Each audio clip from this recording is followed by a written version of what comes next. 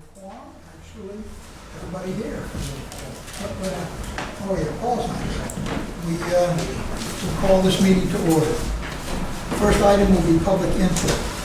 Let me advise the people who are here who may want to speak on various items that are further on in the agenda. This is not a public hearing.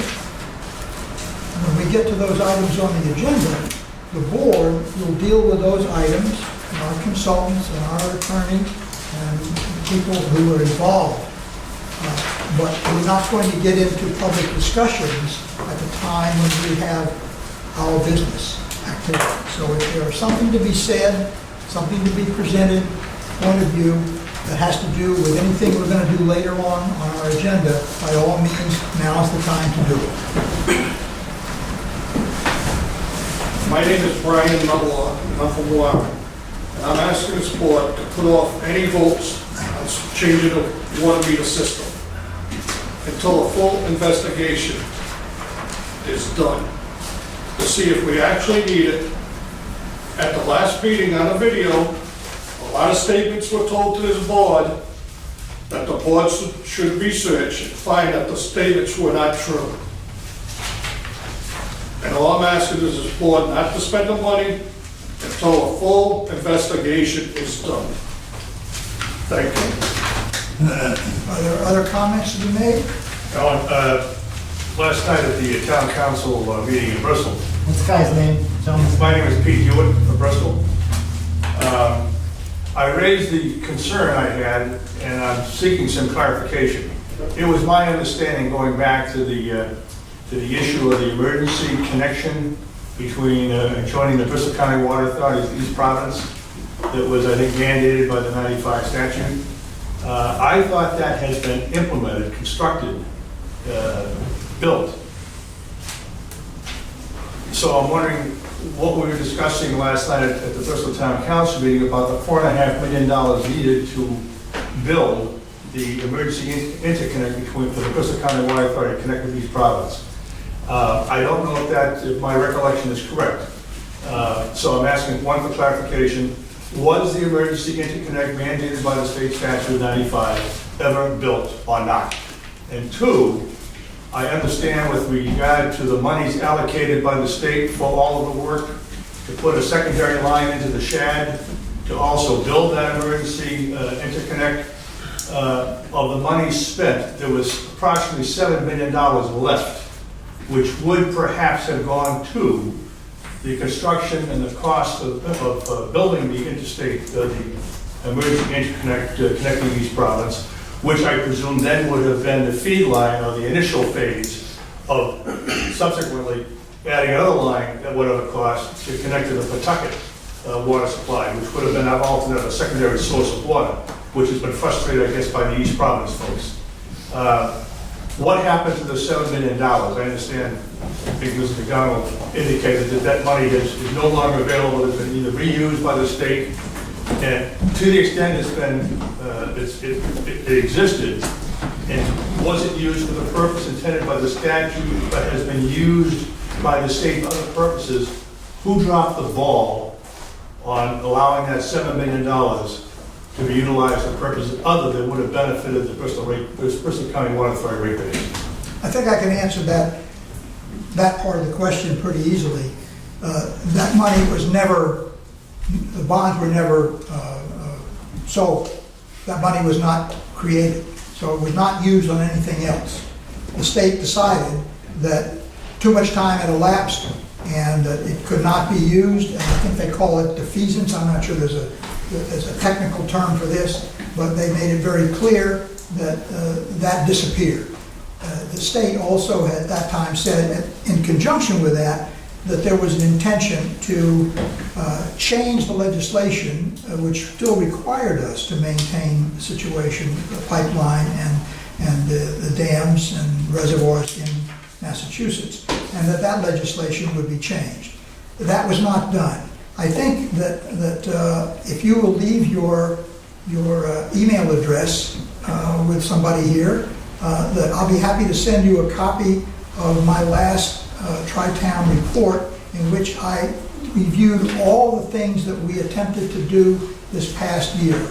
and all the times that we were rebuffed and the circumstances under each one of them. It is also a fact that tomorrow we're planning to, tomorrow, we're planning to meet again with the Director of Administration.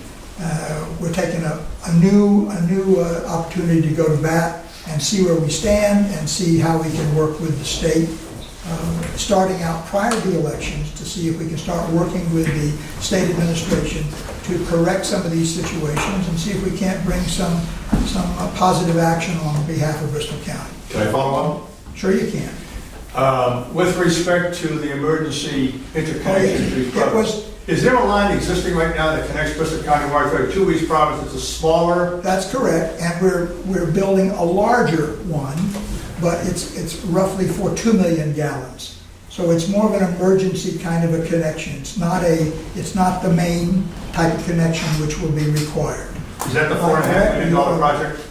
I think what you're referring to, which was in the original requirements, was an emergency connection from our pipeline to East Providence. That was built. That was built. That was built. But we don't have an emergency connection that's large enough to supply us coming from East Providence. That was never included in the original requirements. So it's essentially a one-way line? It's a one-way line. Why would there be a one-way line from Bristol County Water Authority to East Providence since all the water comes into Situate this way? That was built, from my understanding, because East Providence provided us all the permits, because our pipeline runs through East Providence through to Barrington. So that was to compensate them supposedly for the fact that they would help us expedite our project and provide all the permits and so on. for the So pipeline. what you are now contemplating, that's going to cost approximately $4.5 million, is to construct a larger line that goes from Bristol County Water Authority systems to East Providence. Is that All the way to correct? the East Providence pipeline that comes from Providence, correct? So it's Okay. essentially a full loop now. You would have, you So only would take half- water from either direction. So only half that which was mandated by the state was actually done. That was never mandated. It was looked at, but it was never required. The loop was initially looked at, but Are you it got... parsing words, Pam? No, I'm not. That was never finalized as part of the requirements. Because I thought the statute mandated that because of the need for an alternate source, in case something happened to the Cross Bay pipeline or what have you, there would be a means of moving water back and forth from East Providence to Bristol County Water Authority. No, the actual emergency supply at the time was considered the pipeline that went under the bay. So it depends on how you're reading it. The main source was Massachusetts, the alternate source was the pipeline coming from Providence, is the way the legislation was written.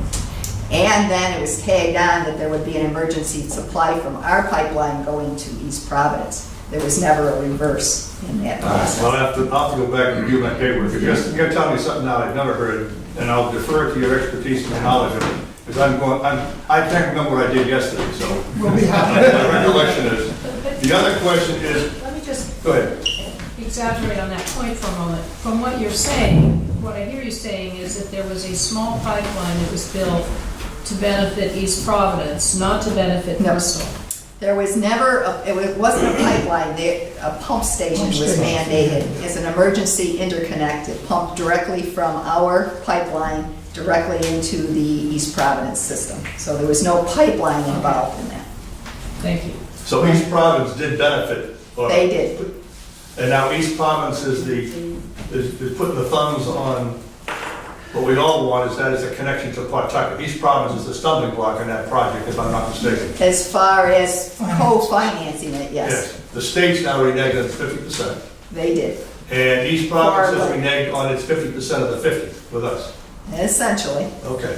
If I may, my recollection on the remaining bond money was $6.5 million, not $7 million. I believe you and I have been on the board for a number of years.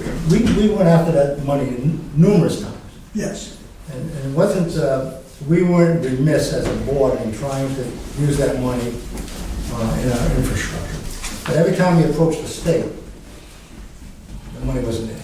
There's 762,000, I think, money owed us from the state is still outstanding. And I'm talking about now, I'm talking about the 6.5 million. Yeah, well, it was 6.8 originally, and two bond And issues. an outstanding bill from them for $700,000. We'll be happy to meet with you privately and go over and show you whatever we have.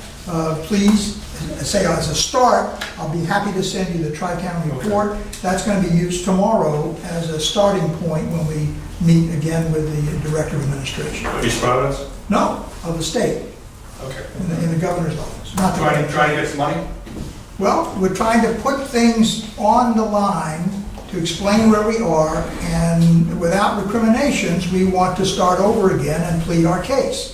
And as I say, if you see the report, I think it'll be very All right, thank you. expository to you, you'll understand. And beyond that, call me, come in and see somebody, and I think we can satisfy you as to the facts of what has happened. Okay. Exactly, so. Can I just give you my email now? I don't want to do it up. Can someone can write it down? Sure.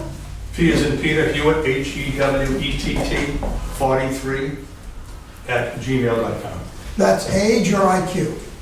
Age. Oh, okay. Okay, sorry. Couldn't resist. Nobody likes a smile. You know what I mean? Smart, Jim. Before we leave this topic, we should all realize that they'll be having the meeting tomorrow with the administration. That realistically, nothing is going to happen from that meeting until after the election, because the election season, everything's on hold. So you're looking at timeframe, my opinion, really spring before any type of, maybe we can or we can't, or what, maybe we can put it on something for whatever. So I don't want anyone to leave this meeting tonight thinking that because Alan and Pam are meeting with the administration, and they've gone this route a number of times. The reality is that with the upcoming elections, they're doing this a courtesy by allowing us to sit down and make the same spiel we made to them numerous times. It's a courtesy, but it's going to be on the record. I doubt very seriously if anything's going to come out of this legislative session to help us along, my opinion. But who knows? We'll find out. My understanding is that if the cost, projected cost today to connect to Pawtucket, which includes, I guess, the line to East Providence, connecting Bristol County Water Authority, East Providence, and then further up to Pawtucket, is about a $27 million project. Is that correct? We read it last night, 27. That's correct, and that includes everything going all the way into Pawtucket. Pawtucket would pay part of their share, but it also includes all the interconnections, the metering, the controls, and so on. Now, has East Providence or the authorities in East Providence, are they still maintaining a position where they do not wish to participate in that project? Can you say that? Or? They do not want to participate with funding at this Funding. point. They do recognize the necessity. They'll take the water. Yeah. There's no one pay for it. With respect to your meeting with the Department of Administration, do you have the support of local state senators and state reps that represent the Bristol County water ratepayers? We haven't started with that. Okay. We're starting at this point. Historically, we have, Yes. 100%. Historically, we've gone up there, all of that dollars behind what we need. So with one notable exception, he's Yes. no longer there. Correct. Well, I don't want to go down that road, it's not worth the time or effort. Well, it's not accurate to say it was 100%. No, that, There was a representative. Well, it is accurate, because the time you said to do it, I'm like, Thank you. are there any other comments? Okay, I'm sorry, go ahead. In regards to the metering, what I would hope you would look into, I'm only going by the information I read in the paper. My name is Joseph P. Pasquale, Warren Town Council. Looking at a $27 million project, I wonder if it would be a priority to spend $2.6 million on meters if they're not obsolete yet.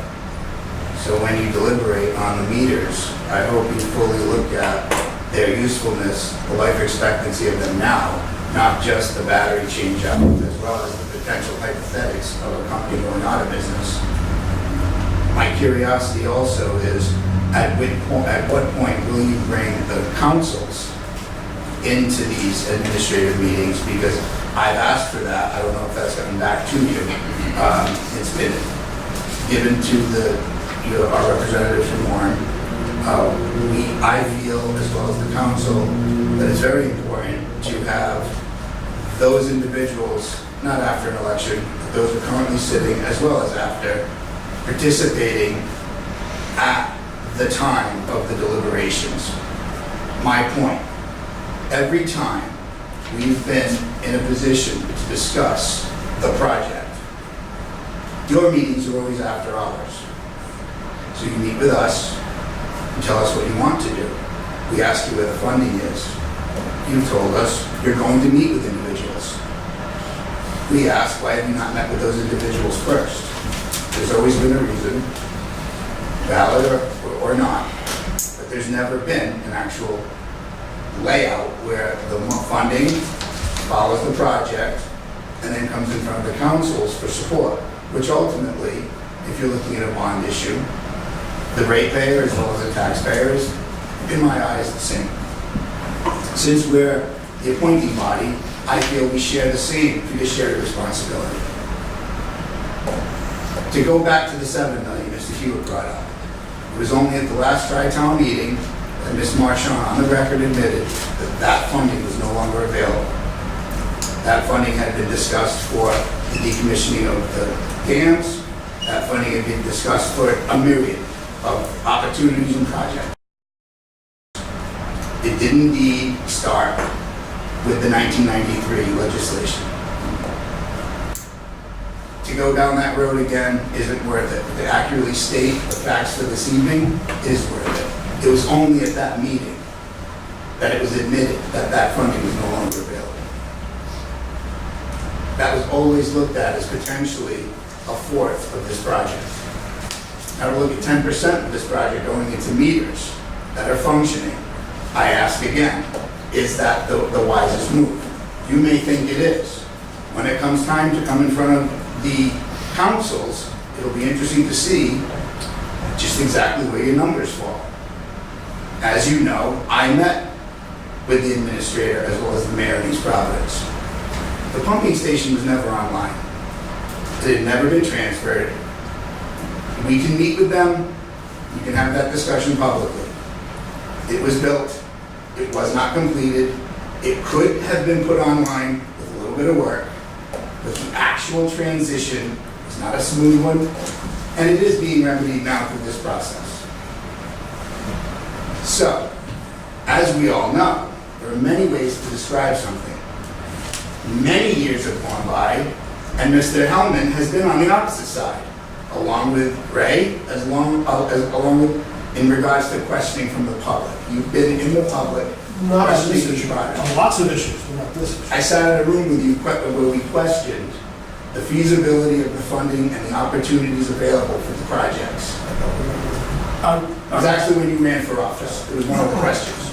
But I'm not actually trying to bait you. I'm actually just trying to get everybody in the room to realize that this has been a 30-year project. And to say that this phase is going to finalize the mistakes of the past isn't necessarily true. What you're doing now is what you're able to do with the funding you have. Because when we asked at the Tri-Town meeting, if you don't get the funding, are you going to do this project anyway, and who will pay for it? Mr. Sylvia very boldly said, we're going to do it anyway. No, he said we might. And I said, we're going to do it anyway. If we have to, we're going to pay for it. Are you finished? No. Oh, go ahead. And unfortunately, that was a night of asking for our feelings on the project. And the way that our Warren's motion, which stood 3-2, was manipulated by those other individuals, finally turned into, well, we'll support it if there's state funding. And that's That seems exactly how we've ridiculous to me. understood that. Correct, and it seemed ridiculous to me because once again, what support is there for a project if it's only dependent on state funding? It didn't answer any of our financial questions that night. It didn't bring us any closer to an actual finalized plan.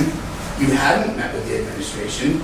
The bond issue that was $80 million wasn't presented or proposed. There were more questions after that meeting than there were answers. So all I ask once again, why not get the individuals involved at this stage that you're then going to be presenting this proposal to? So I say it here again, publicly. I can be available I would gladly like to listen to the strategy, how it will be implemented, how it will be split up, who truly will benefit, and who, if need be, will be benefiting from our generosity because of our need. It's never been laid out that way. That's all I'm looking for. Let me respond to you. Let me just, because he mentioned my name. That's a lot. Yes. I don't think I said we're gonna build it anyway. So before you say something that's untrue, check your pin. I have no Because you problem and I will looking dance at- around this. You and I will dance around this all night We will. till the sun. I have no problem looking at the video. Okay. And You look it up. and I will, because it's so fresh in my Oh, mind. it's so fresh in my mind. Because It's of like the pump your- station that was never turned on in these provinces. It was turned on and downline and blew all pipes in these provinces. Mr. Chairman. But you just said, Let's get on to Getting off the, track. Mr. Chairman, I just, I wasn't accused of anything, but I just want to make it clear, it's been my position and all the board members here know that it's my stance, but not necessarily the opinion of the other board members, that that's our responsibility to That's supply correct. that water line to Pawtucket That's as Bristol County's water authority. It's our responsibility to our ratepayers to bring that water here. So if we can't get the money from somebody else, we should do it ourselves. and let me follow on and elaborate on that. There are 9 members of this board. There are not another 15. We are not asking for the 3 town councils to sit with us and vote with us when we make a decision. This is our responsibility. We have the fiduciary responsibility, not the town councils. The town councils have a responsibility to appoint 3 members. They can appoint any 3 members they wish. They can even appoint 3 of themselves to be on here. But no town council has a right to tell us what to do, since we have to work with 3 towns. So it's, nobody is hiding anything from anyone. If information becomes clear immediately, I write a goddamn report every month that I send. What's the language? What's the language? That I send out to my council. Other councils ask for it, the reps get it, everybody gets my report every month. It's candid. I appear at my town council meeting every month. My cohorts in other towns, as far as I know, appear at their town council meetings every month. I have also said, if anyone has any question, anytime about my report, please call me or email me. So I don't get requests from other towns. I don't get comments from other towns. I assume they absorb the information. I have heard from other town council members in other towns from time to time that they're satisfied with the information that they're receiving. To cast an aspersion that we have somehow pocketed the difference, or we made some arrangement, or got some backroom deal, is all wrong. Those are the words you've just said. That's correct. I did not even That's go down correct. that It's road not even at all. require a response. But I gotta tell you, I am not gonna sit here as a member of a 9-member board and expect that I have to have votes of 15 town council members in order to make a decision. That's my feeling. If my town council doesn't like that, they can certainly replace me and put someone in here, all my members, who will do their bidding if they think they have specific knowledge about what can be done, how it can be done in order to achieve the goal that we're all after. But as John Janetto said, we have the fiduciary responsibility to get this job done. It is multifaceted, and as you know, dealing with the state is a complicated issue. And so that's where the money comes from. That's where we go. Just to put a cap on this, all of our representatives and senators told us when we dealt with them this past season, there's one man that you've got to go see, and I won't even use the detail that I was given in terms of information, how to approach that person. Rather unsavory. And that one specific individual has steadfastly been against this authority and everything it has tried to do without ever offering an alternative. That person is no longer in office. We are hoping that the predecessor will be reasonable and understand what we're trying to accomplish here. Success. Success. Sorry. You have a comment? Yeah, I'd like to move on with this Yeah, meeting, but we have a no, lot of no, business. I will make, I'm not gonna, I did speak out, I recall, about an 11% increase one year, which I thought was wrong, and that's probably what you were referring to. I got on the board because I thought the statement of 4% every year was outrageous and needed to be investigated, and I'm good at this sort of thing. I came onto the board, and I spent a lot of hours drilling him on every question, going through every book. 11% was a one-time thing from what happened before, and they've got it down to 3.25, which I continually fight to make a little less, but we're talking pennies on the margins. But I have confidence in these numbers because I don't know the history. It's done right, and it's done reasonable. It is unfortunate that it's going up 3%, but we do get a raise from the Providence Water, and we do have pipes that are replaced, and we want our pipes replaced. Your comment about the financing, you want the financing first, and then you want the project, which is absolutely the right way to do it. The only problem is, the state says they want the approvals from the town councils first before they talk about the financing. So we find ourselves in a bit of a circle, and after a few years of that, you get the responses of, we're going to do it anyway. Because we have to. The alternative is Flint, Michigan. And I'm not prepared to be on the board of directors that lets that happen.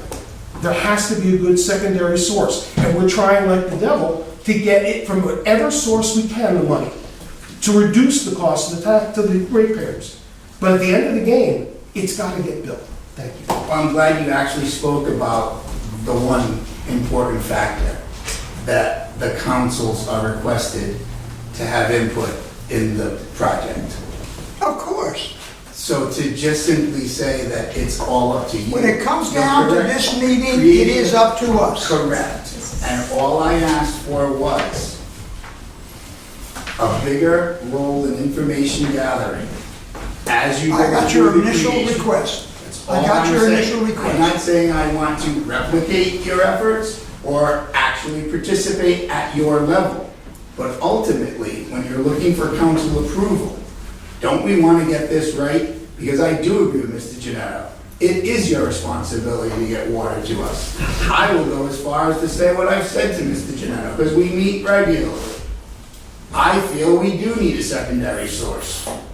What I'm hoping for, and I've said it to Mr. Palmieri, what I'm hoping for and Mr. Gosler, is that we can get a plan that's known before the presentation, so that when everybody who's going to actually make a decision on the fact knows what is being presented. Not we're gonna have the meeting next week, after it's presented to us. That's all I'm asking for, is an involvement at a level that gives a respect to the information that you're going to then present to us. That's all. I'm not your adversary. Mr. Clifford, could I, hold on, one follow-up, someone else wants to speak. I want you to know, don't use that language at a meeting like this ever again. I apologize to you. Okay? You say that you don't want to hide anything. Well, you do. I've been on that Barrington Bridge, and you know I spoke at the Tri-Town meeting. The executive director told Channel 12 she didn't have any idea. Mr. Chairman, this is getting way off. Oh, the line let me of what we speak. intended to do. Let me speak. Yeah. Let me speak. Please finish, wrap it up. I'll speak.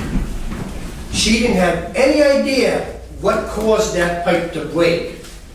Somebody called the Barrington Police, I got the dates, to protect the people, shutting the valve off. That's what caused that pipe to break. That water was on for 4 years before they shut that valve off. You have to stand up and take a hit. You can't be lying about things, you can't be hiding things, you can't be telling people in this water department, don't say anything, keep your mouth shut. You cannot do that. That's wrong. I wasn't brought up that way. Thank you for your Can we get that comments. gentleman's name? Rick Levy. L-E-V-E-Y. Thank you, sir. One quick follow-up, if I may. Please. I know you want to get over this. We have a business meeting. Assuming a worst-case scenario, $27 million, your responsibility, find the money, do the work. Let's assume it falls upon the Bristol ratepayers. Has anybody computed what a $27 million bond issue would cost the ratepayers on an annual basis? Each ratepayer? We can't compute that. That's not- that's We haven't not- computed that, but we can tell you it's gonna be a lot less than trying to restore the reservoirs and building a brand-new treatment plant. This is our only other option. Okay, but I just wondering if That's anybody's Yes, those calculated. calculations can be made, they can be updated, and if it comes down to it, they will be done. Okay, you're talking about a major project, so none of that's gonna be decided in the back room. Certainly before we go for bond. Okay? Let's, Just one more. it is the goal, it is our goal not to have that kind of situation occur. Because very simply, there are state laws on the books that say that there's a 50% contribution by the state if it's a regional water supply improvement. There's a little hooker in there, subject to available funds. So, if, I mean, this is not a deceptive plan or a grand plan, it's common sense. If there can be a statewide referendum for improving water or sewer or whatever that includes many projects in the state as well as ours, that's to the benefit, just like roads, what have you, then that money or part of that money would be put in to fund that law which says regional activities will get 50% funded. That is the plan. That's the grand plan that people are alluding to. There is no other grand plan because at the base of everything, it's money. That's the current plan.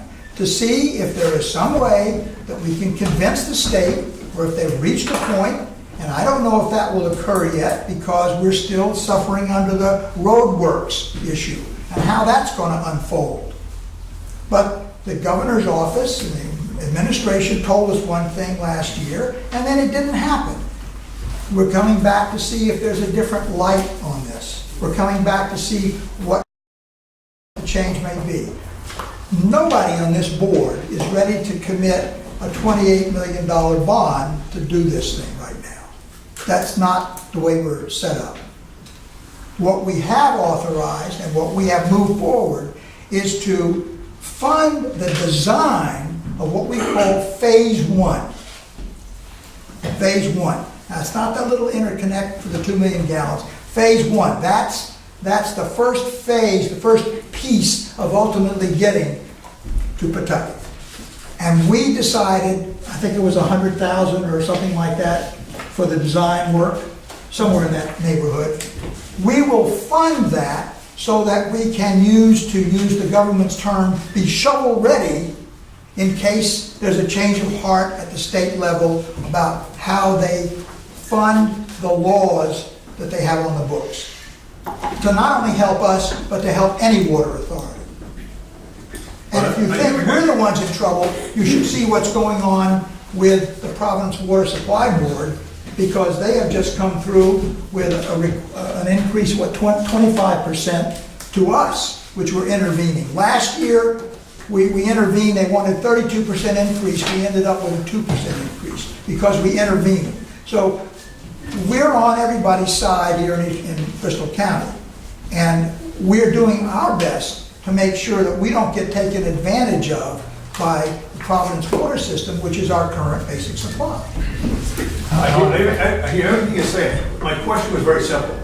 Since you've acknowledged that you have a fiduciary obligation to get that secondary source, and you're trying to get money from other sources, the state, East Providence, but if you fail in that, you've acknowledged that you will do what you must do. And if that means a worst-case scenario of $27 million to be paid for by the Bristol County ratepayers, I think it's a reasonable question to ask whether or not anybody has calculated what that cost would be, worst case. And I think the ratepayers might have an interest in knowing what that worst case We would scenario certainly is. give that information. certainly give that information. This I don't think it's been done decision yet. not going to be made anytime in the near future. Public comment at some point. Yes, we need to go on. folks. Just one quick, just so that, and this is in reference to East Providence, everybody dumps on East Providence. And they're in tough financial condition like a lot of communities. But if you're sitting on, just wrap your head around, it. If you have a water system that's about to fail, and we come to you and say, you need $17 million or $14 million, what should I don't have $14 million. What happens if the water system in East Providence fails? What do you think's going to happen? Let me tell you, state of emergency, drop everything out, get water to East Providence. They're rolling the dice. They're rolling the dice. That's my opinion, don't know that for sure. But if I don't have $14 million to contribute, and I got an aging system, and it claps out one day, you think that this state or the federal FEMA will be, within 2 days, to be over here with emergency water supply. My fees. That's part of the mechanism we're dealing with. Trying to do this. The 9 members you see here have the best interest of the ratepayers, taxpayers of Bristol County. I'm not disputing it. And for anyone who disputes that, get your head out of the sand. Really get your head out of the sand. I'm simply seeking Because development. it's not only us, it's family, it's friends, it's 3 generations all the way down. You think we sit there and it's just about us getting water to us? It's our friends, our neighbors, our family, our kids, our grandchildren. All we're trying to do is make sure the same water that we have, we can pass it on to the next generation. And if I'm doing that wrong, get rid of it. Get rid of it. End of story. Okay, we're moving on to I think the, he's quick. Sorry, but everything you're saying is What's all your name, saying. please? Joe Thorpe, I live in Bristol, I own property in Warren also, so I figure I got 6 members that represent me. I also would like to have, because we're talking about saving money, and I think until more information is given about these meters, from $300,000 possibly updating to $3 million, that vote should be held off and not happen until more information is done from either Badger or Neptune. And, that's what we're talking about, saving money. If we're gonna spend 27 down the road, then let's start saving $3 million now. Joe, let me Because that may be the Okay, case. It's going to take a super majority to vote, not just a majority, 7 votes to pass. Well, that's what You don't have 3 Bristol votes. 6 votes. 6 votes? 6. One from each I'm town. just But you're not going to have. I'm speaking for a Bristol customer I'm telling or you, Warren as a customer. Bristol Okay. customer, you're not going to have the 3 directly voting tonight. All right? all right, the next item on the agenda is the Washington Trust Pension Fund Review. Aren't you glad that you came to those meetings? The crowd has softened us up. Welcome those people who don't know, we welcome Gene McCabe and Joan Kane from Washington Trust. They're going to give us an update on our pension fund investments, a little bit from last year, and what they're expecting in the future. Thank you.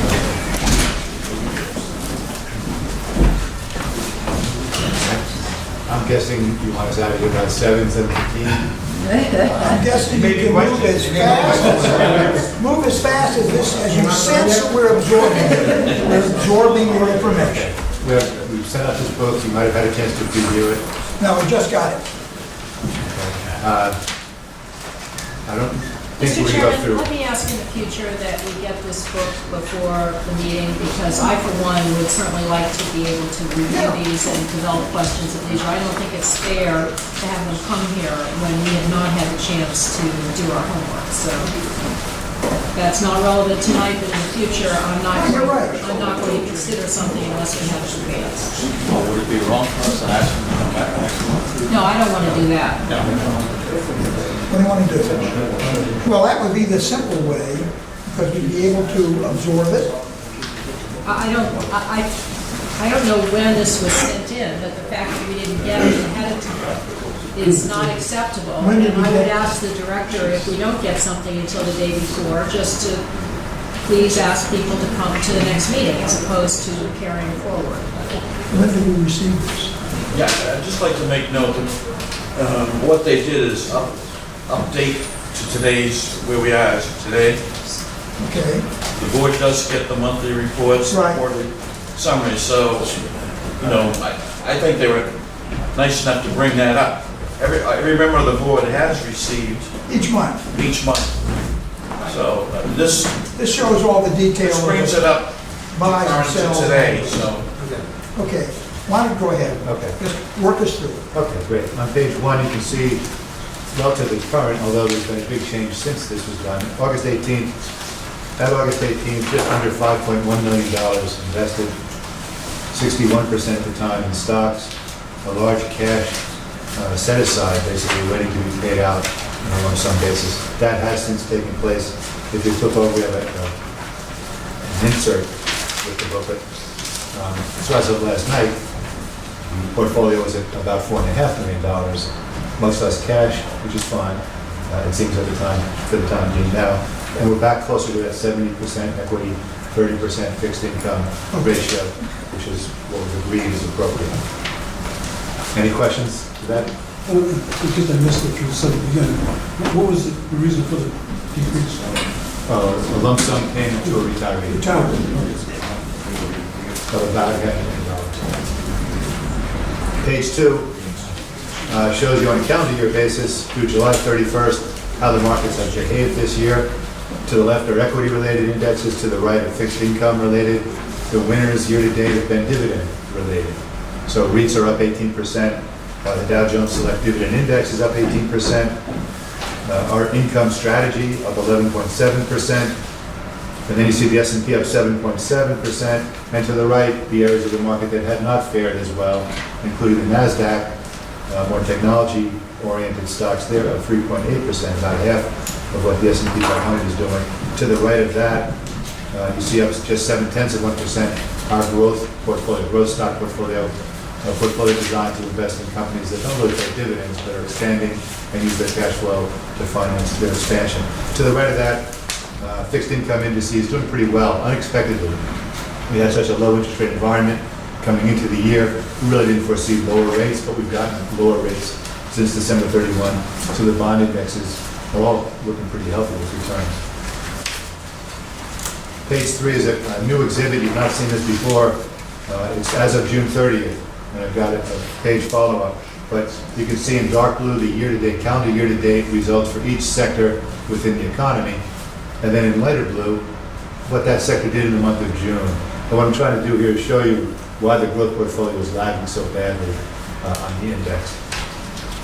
If you look at to the left, what's doing well year-to-date, up 21%, utilities and telecom being AT&T and Verizon. Dividend yields there at 4%. Investors drawn to those stocks for the dividend yield. Energy bouncing back with the recovery in the price of oil.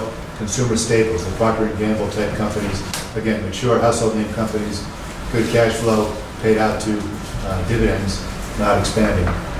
If you look to the right, what has not done well are the growth areas of the economy. So you see infotech down 1% year-to-date. Consumer discretionaries, the cyclical companies, doing nothing. Healthcare doing nothing. So the growthier areas where we're looking for earnings growth have not been performing. It's not for lack of earnings growth, it's for lack of investor interest. The lighter blue with Brexit at the end of June, a bit of a panic hit the market, and basically the rich got richer. The industrials and the telecom surged an additional 7%, 9%. And the riskier, you see infotech down 2.8%, even though it looks to be a relatively good area to be investing in. It fell further. On page 4, we incorporate all of that, but we just add in what's changed. And that's the month of July, the wind shifted. So we had a poor fiscal year 2016 for your portfolio for the pension plan. And it was basically due to what you just saw on that previous page. We're off to a great start fiscal year 2017. And if you look at the third bar for each industry sector, you can see over to the right, the growth area is taking off again. And we're riding that wave essentially. And it's continued, not as dramatic, but it's continued in the month of August. So we made up a lot of ground in July. We've made up further ground in August. It really comes down to investor outlook, interest rate outlook, what the Fed says, what the Fed might be able to do in terms of raising interest rates.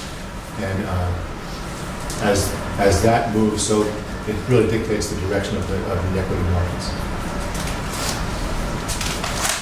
In the interest of time, we get to page 6. followed by page 7, a little simpler view, but I want to show you quarter by quarter your fiscal year 2016 because we haven't met since November. But you can see fiscal year 2015 and the results for your fund there in one column, then 4 distinct columns for each quarter of fiscal year 2016. Encapsulated over to the right, fiscal year 2016 to date with the full year. So a good year in 2015, and not a bad year in 2016. Total fund in 2016 down 3.2%. Your assumption, of course, is a 6% gain, and the benchmark was a positive number of 1.7%. So our focus in the equity portfolio on growth stocks hurt us, hurt you, as the market really was focused on dividend-paying stocks. Our stock portfolio, as you can see, for the full year down 7.2%. The blended equity benchmark, which incorporates each of the ingredients, the S&P 500, the mid cap, the small cap, and the all world index, that netted out to a gain on year of 0.5%. Bonds did well, up 6% for your bond portfolio, up 4% for the longer term. The returns are in line and okay. Essentially, it was a rough year for fiscal year 2016. If we flip to page 7, this brings you to the third column. We have fiscal year 2017 to date, just the month of July, but total fund of 3.4% during this month, ahead of the assumption, ahead of the total benchmark. Stocks leading the way at 5.4%, and again, bonds more or less in line with the index, up 0.4%. So since 1992, the total fund has had a return of about 8.2% year in, year out, despite the weak fiscal year 2016.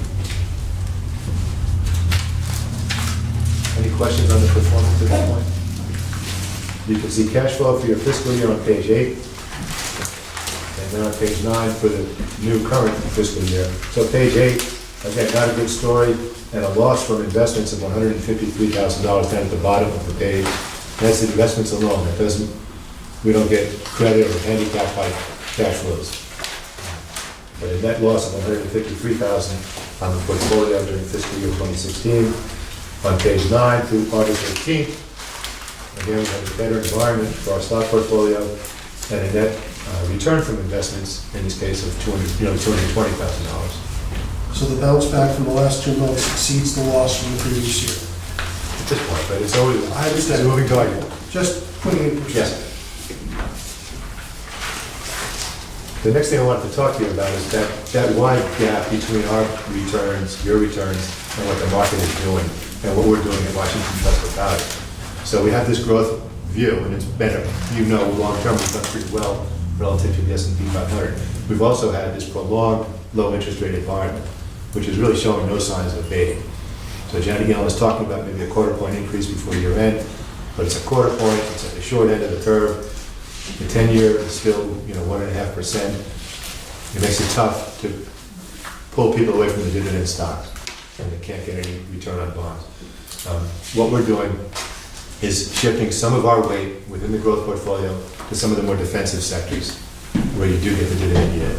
So we're introducing a market-like weight in the telecom and industrial area, introducing REITs, where again you get a good dividend yield out of the REIT sector. So it would be about 10% of the portfolio would be in the more defensive areas. They've had the surge, they're the overpriced areas of the market, yet the interest rate environment, we think, still supports them longer term. And certainly we saw it at Brexit, we saw it when the Chinese adjusted their currency, we saw it in the beginning of the year when people feared a recession in the US, an unfounded fear, but nonetheless the market tanked in January and February. We see that the money goes, as you saw in the June exhibit, the money goes into telecom and utilities, and it leaves into debt. It used to be that our healthcare sector, which is a significant weight in the S&P 500, the healthcare sector was non-cyclical, it wasn't economic, it was science, it was the FDA, it was a drug. Now, healthcare trades like infotech. So we have a significant portion of our portfolio kind of sinking or swimming alone with no ballast. And what we'd like to do is add that 10% in utilities, telecom, REITs, pretty simple allocation, to give us a defensive quality that we lack. And that we think going forward, we're still gonna have volatility and days that upset the market. We wanna have more cushion for our clients on those days. If we backtest this, you see about a 7-point gap between the market and your portfolio. Had we done this in 2015 where we had a good year, we still would have had a good year. We'll still be growth oriented. When growth is in favor, we'll still beat the market. When growth is out of favor, we'll still lose, but we won't lose by as much. We'll be more in the game. It would have been about a 3-point differential instead of a 7-point differential had we done this, a year and a half ago. I have a question. When you're buying and selling the stocks to try to balance out things, how much does that add up to at the end of each year as a percentage? Negligible. The stocks, if you look through the list of stocks, most of them are $100 stocks. The commissions we pay is maybe 3 cents a share. And we don't trade a lot. We really don't. But it's not a thing to be concerned with.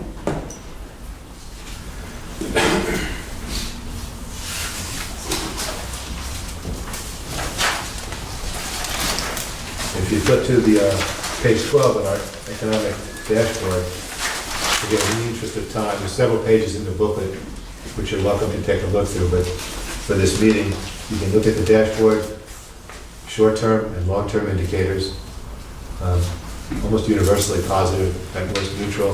There's one sector, the industrial production area, both short-term and long-term, you see 2 red minus signs right in the center of the page.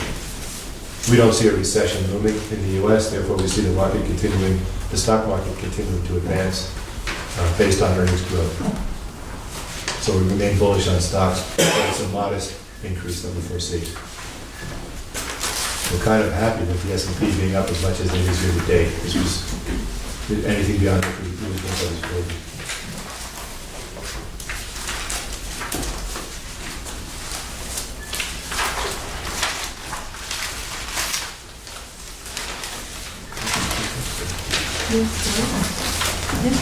Okay, we'll talk about bonds a little bit. Thank you, Jane. If you jump to page 15, I'll talk a little bit about the market and then about your portfolio in particular.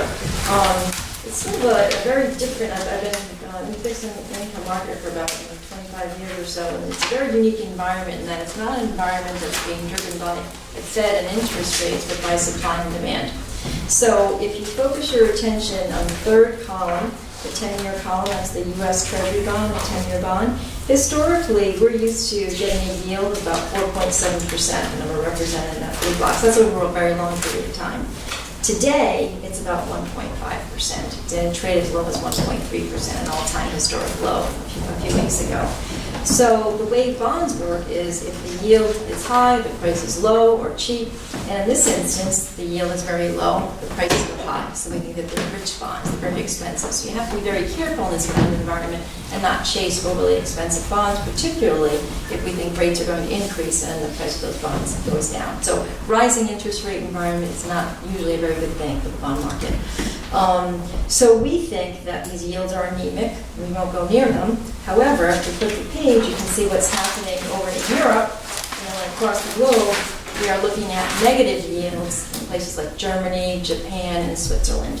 So folks overseas are jumping into our treasury auctions. Probably about 50 to 60% of the weekly auctions are going to international investors.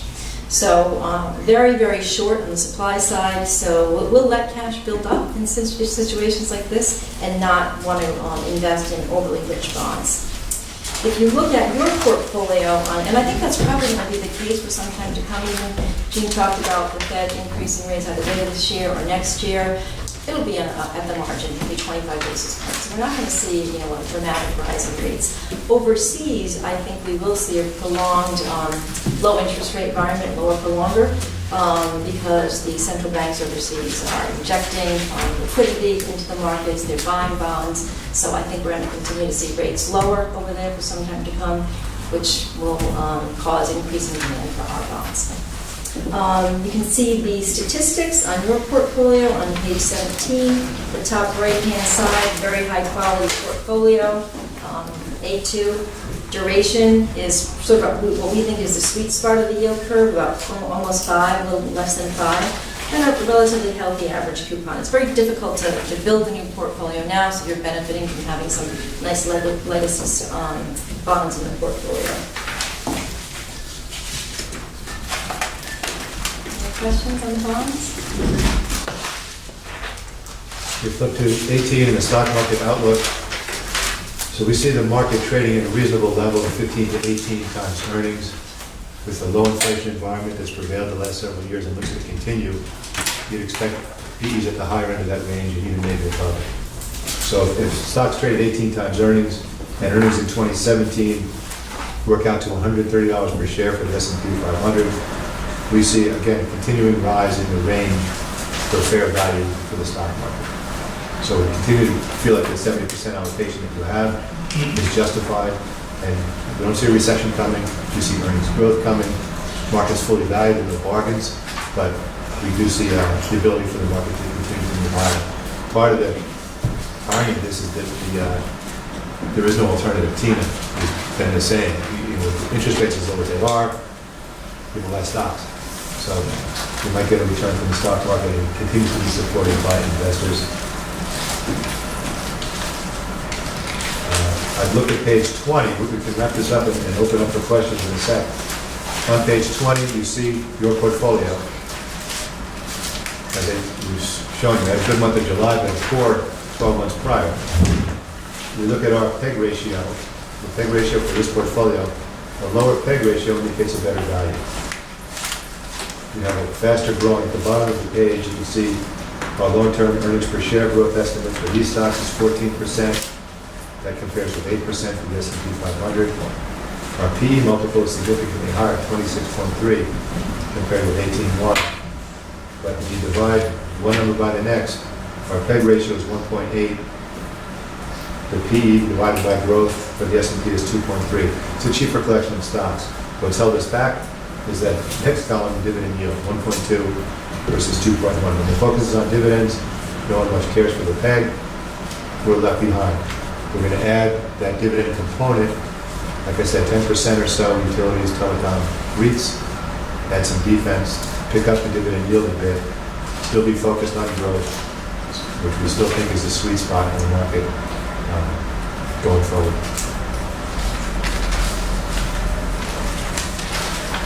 So we can leave it there and open it to questions if you like. If you have questions now, fine. Otherwise, if you have some questions you want to think about, you can send them into the office, we'll forward them, and we'll get you the responses. Laura? Can we just go back to page 7? And page 7, I'm just looking at fiscal year 2016. I'm just wondering, is your rate or your charge to manage these funds included in either the blended total benchmark or at some point, or is it excluded from? It's excluded. This is gross of fees. The fees amount to about 72. About what? 72 basis points. That's what I thought. I just want to clarify that. So when I look at this, I'm just looking at fiscal year 2016 because that gives us a defined period of time. And, you've gone over this to some degree, but the total fund was down 3.2%. And the benchmark was up 1.7%. The math indicates differential 4.9%. If we add in the expenses 0.7, that would bring it up to like 5.6%. So, in my mind, that's underperformance. And I know you've spoken about that.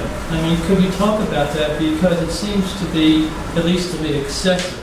Because your firm is being hired to at least meet the benchmark. So it's a concern to me. Yeah, that's a great question. As I said, it was a bad year. We've been on this account since 1991. Since that time, the account is up 8.3% annually. The benchmark is up 8% annually. This is a long-term project, and that's a short-term. That fiscal year 2016 is one snapshot in a long string. That's right. In a sense, it is a snapshot. At the same time, right here, when I look at fiscal year 2015, I'm seeing the same type of underperformance. So, in my experience, typically... Sorry, sir. Excuse me. What was that? When I look at 2015, we're showing total fund, what is 7.9 Right. and 4.6, so I guess that is, that's over good there. performance. Yeah, we'll take that. But I'm just wondering if, would you have these numbers available for like the last 5 years and the last 10 years? Oh, sure. Because I'm wondering what that performance shows. Just, yeah, well, here, but what we've done in the last couple of years, an investment policy statement came out that we worked on. A new benchmark was agreed upon with, more diversified assets worked into it. So we started a new presentation format with fiscal year 2015, which is why you only see kind of a brief. The rest of it is, well under the bridge, and going forward, this is what we're really measuring ourselves against. But, But I think it was that, I'm sorry.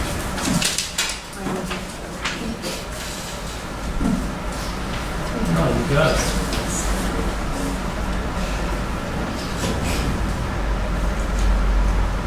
That's when we went to the blended Exactly. model for performance. Yes, sir.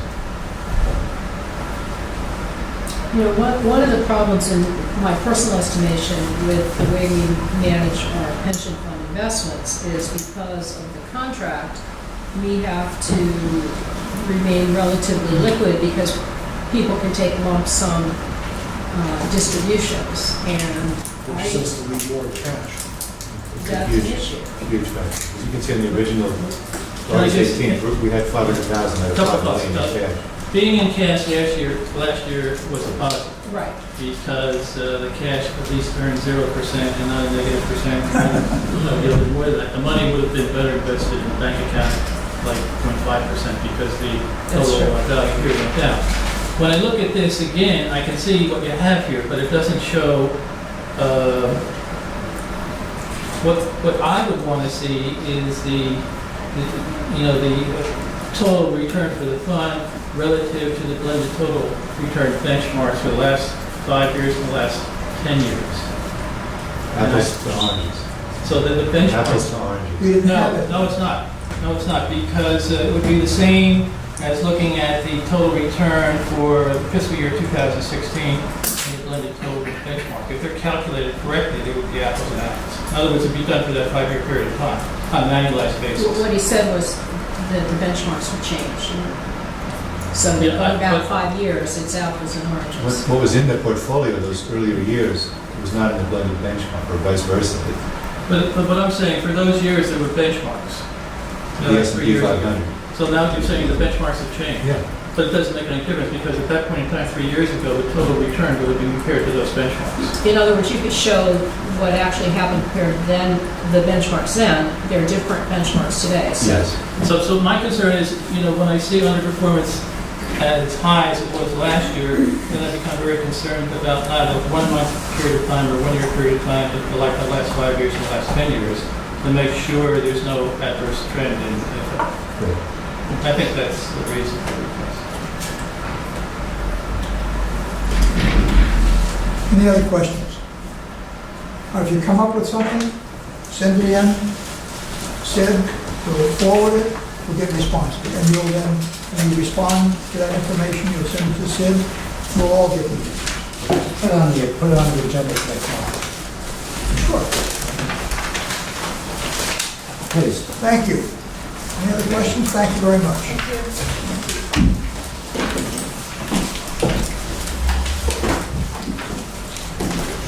Entertain a motion for the, accept the minutes of 7/21/16.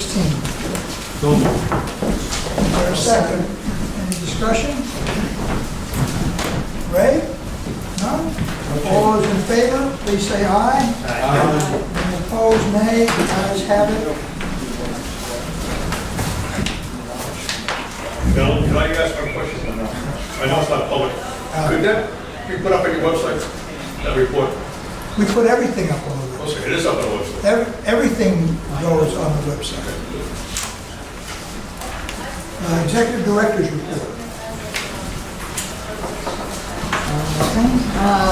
Just an update on the Cutler and Mulberry Street. We did get an agreement with the owner of the property that would have been transferred by the city, by the town, for an easement. So we will be working on that. Joe get his hands shortly. Do we know when Warren sold that street? No, they abandoned it. So they didn't sell it, they abandoned it, but it's still a title issue. Yeah, you would think that they're, It's, no. We need an easement. no, I understand we need an easement. I guess my question is, why didn't whoever got that piece of property know that there was an easement? There's not an easement where we want. There is an easement now. Okay, but it's been Now where our resolved. main is. It's tentatively been resolved. We're Okay. going to do a survey and we're working on it. It's in progress. As of today. Just to let you know, it's So that line will be able to go north, couple of correct. No dead end. No dead ends. Was our intention. Water Street, we're still working with National Grid. We're actually out there today marking out where their existing gas mains are. And we'll be marking out our water main to see how close they are. But it appears that National Grid may have to replace their gas main because we're just too close to where we want to put our water main. I wonder how these things happen in the first place. It happens, considering our water main's been there for the last 100 years. Well, not only There are lots that, of but other the water things main is that put deeper on than top. the gas main. Correct. So, Now we need to access our water main. okay. Metacom, yeah, just moving right along. Today they were working on the cross-street section on Tupelo Street, so that should be completed this week. If I may, last night's town council meeting, at least on 4 occasions, the council commented how pleased they are with the information that they've received from Bristol County Water Authority. So on the work going on there. Yeah, Yes. so kudos. Staff's done a good job. Yeah, I mean, at least on 4 occasions, they were thrilled with the amount of information that's coming forward. And making He's the been project. working hard on that, yes. Good job, sir. And Frank, anything else regarding the council meeting? Yeah, I don't know at the appropriate time, we'll bring it up. I have it on my list here, so if you want to talk about it now. Gina, please. No, go ahead.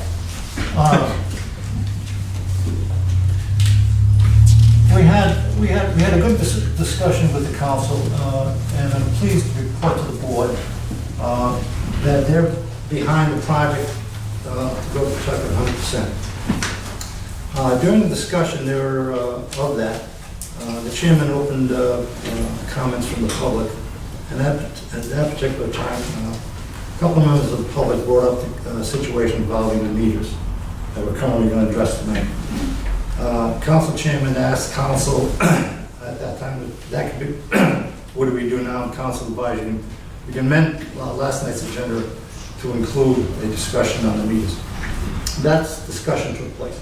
At the end of the discussion, it was requested of our appointing authority, Paul, Gina, and myself, that they would like a decision not to be made, if at all possible, on the meters, and to, on September 28th, to attend, Pam and staff, a workshop, or I think it's a council meeting on the 28th of September, where they could ask the authority questions pertaining to the meters.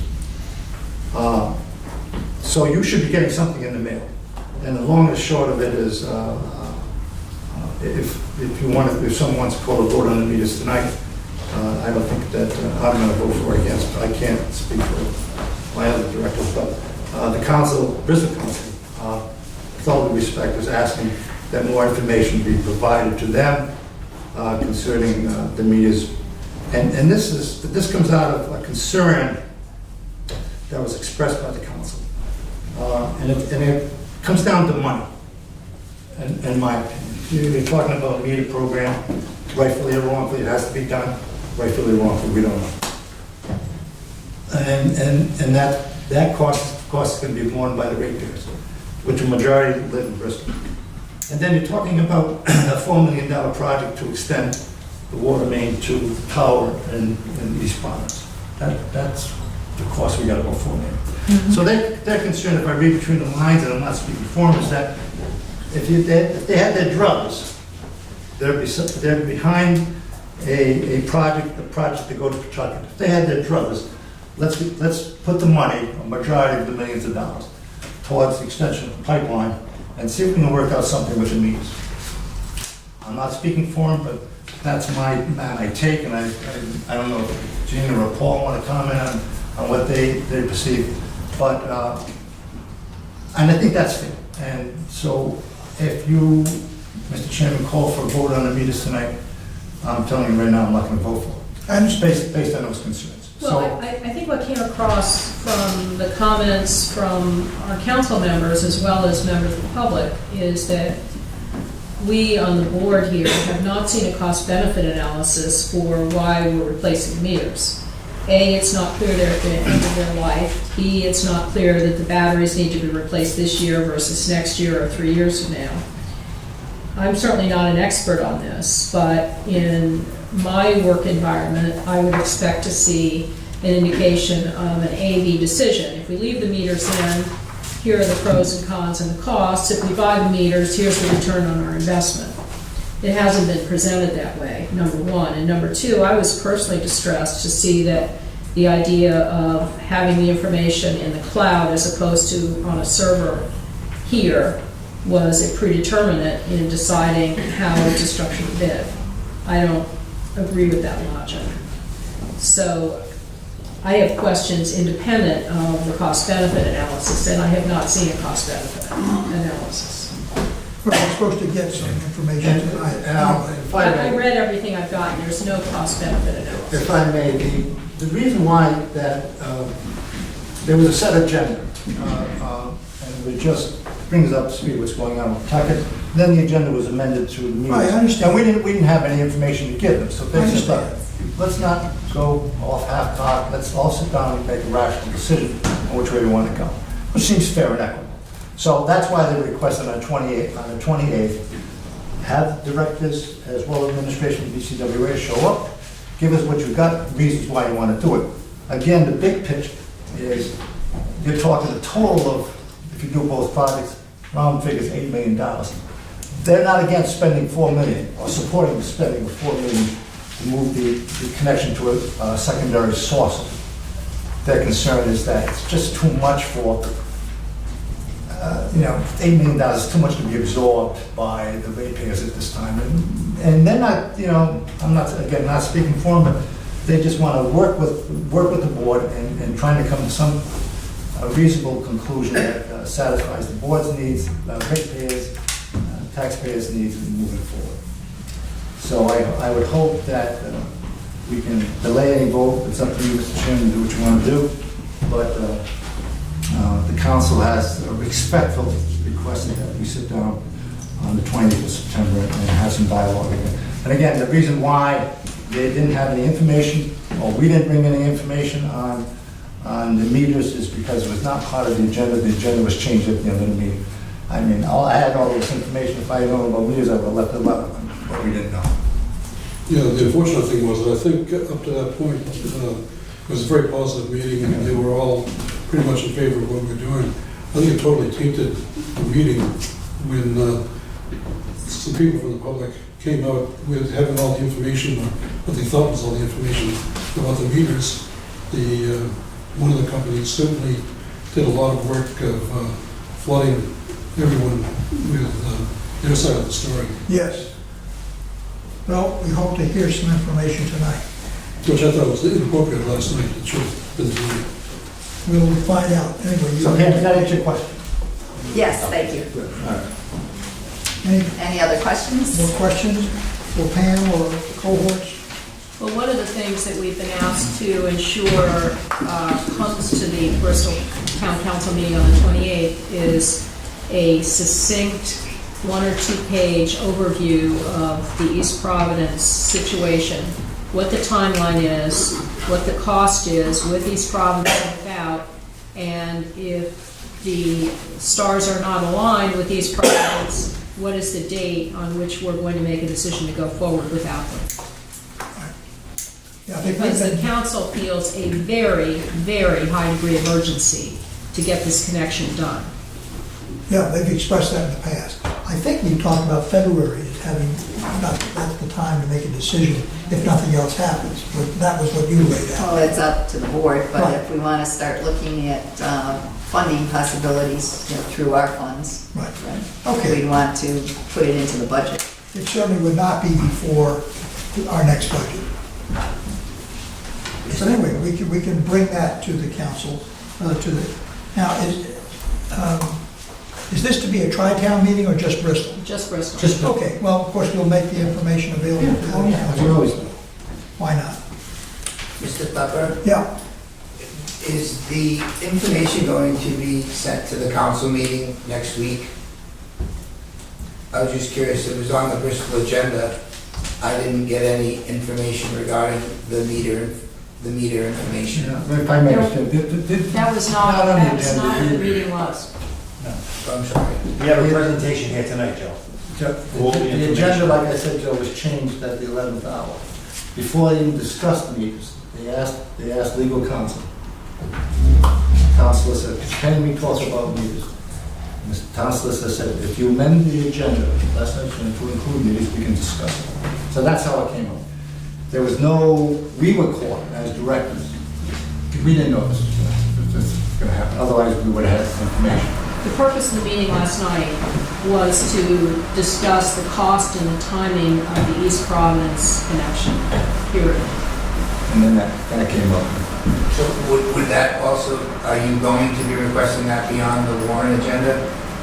no, No. we'll be happy to send you anything that we produce. I guess I'm just, This was at the Bristol Town Council's request, that their, oh, so the Bristol, all right, I get it. the Bristol I Town missed Council that. asked Sorry, us to thank come you. and report on that. I thought you reported it to them. No, as a matter of fact, I had contact with the Bristol Council to find out if the staff was gonna be there, if I should be there, or anybody else. They said, no, absolutely not. This is strictly a meeting to talk to our three directors. Fine. I just wasn't sure if I missed something on my Anything part. comes out of that, we'll be happy to follow up with it. And they said that's the way we want to do it. Thank you. So, but anything we produce for a particular council, since it has, you know, universal within the county, we'll be happy to forward it to your town clerk, to the council. Okay, any questions from Pam's report? None? I've got one. I guess this is Sue's report. We're installing a control valve in the basement of the American Tourister building. That's Well, budget for- again, we're working on an easement with them, but yes, a control valve that was, we formerly thought we might put in the Warren's sewer pump station that was going to be abandoned. Turned out, we talked about it with American Tourister developer, and Makes more sense. they're agreeable to it being in their basement, so we're working towards that solution. Okay, that's all I needed. Thank you very much. Any questions? Okay, we keep going. Financial report.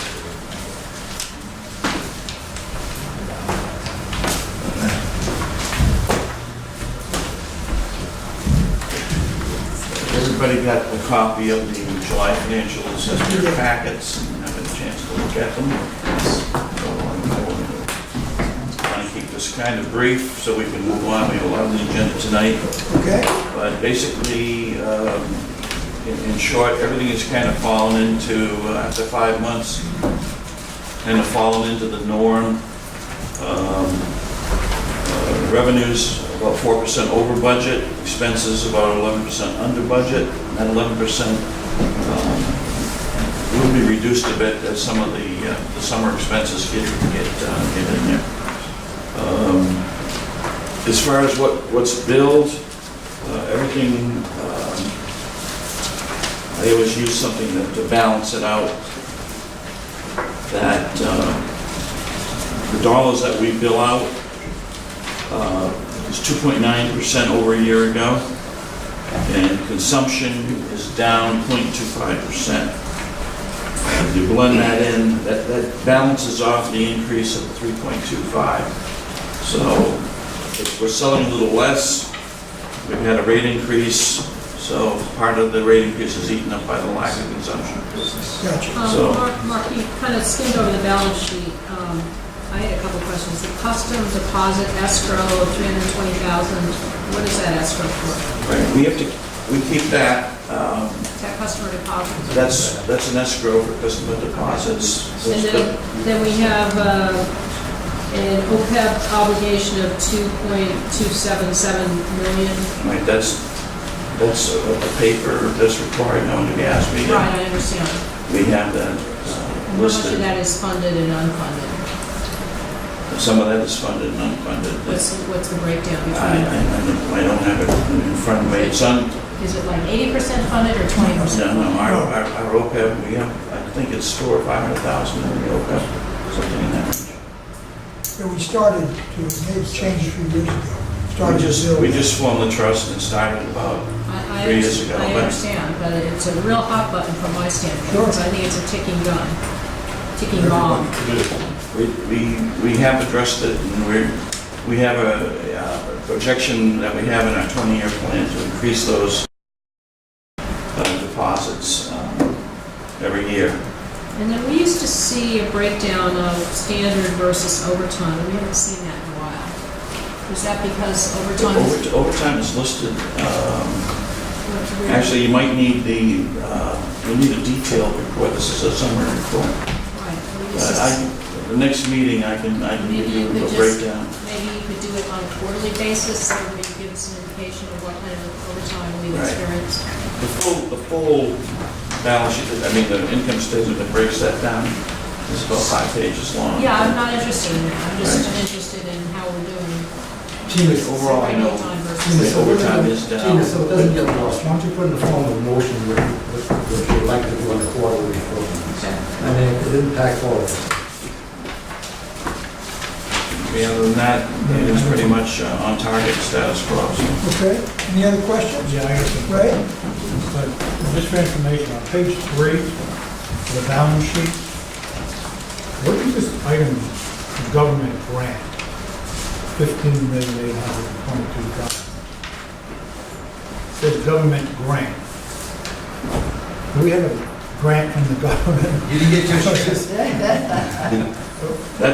That goes back to monies that we would have received from the government to do pipeline and whatever. So it's part of our equity.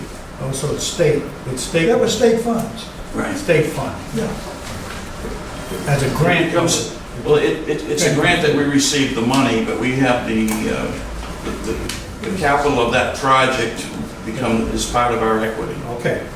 Okay, but that's basically where the funds came from. Originally 14.8, and then I guess small other increments were added. When I think of a government grant, I always think something that comes from the federal government.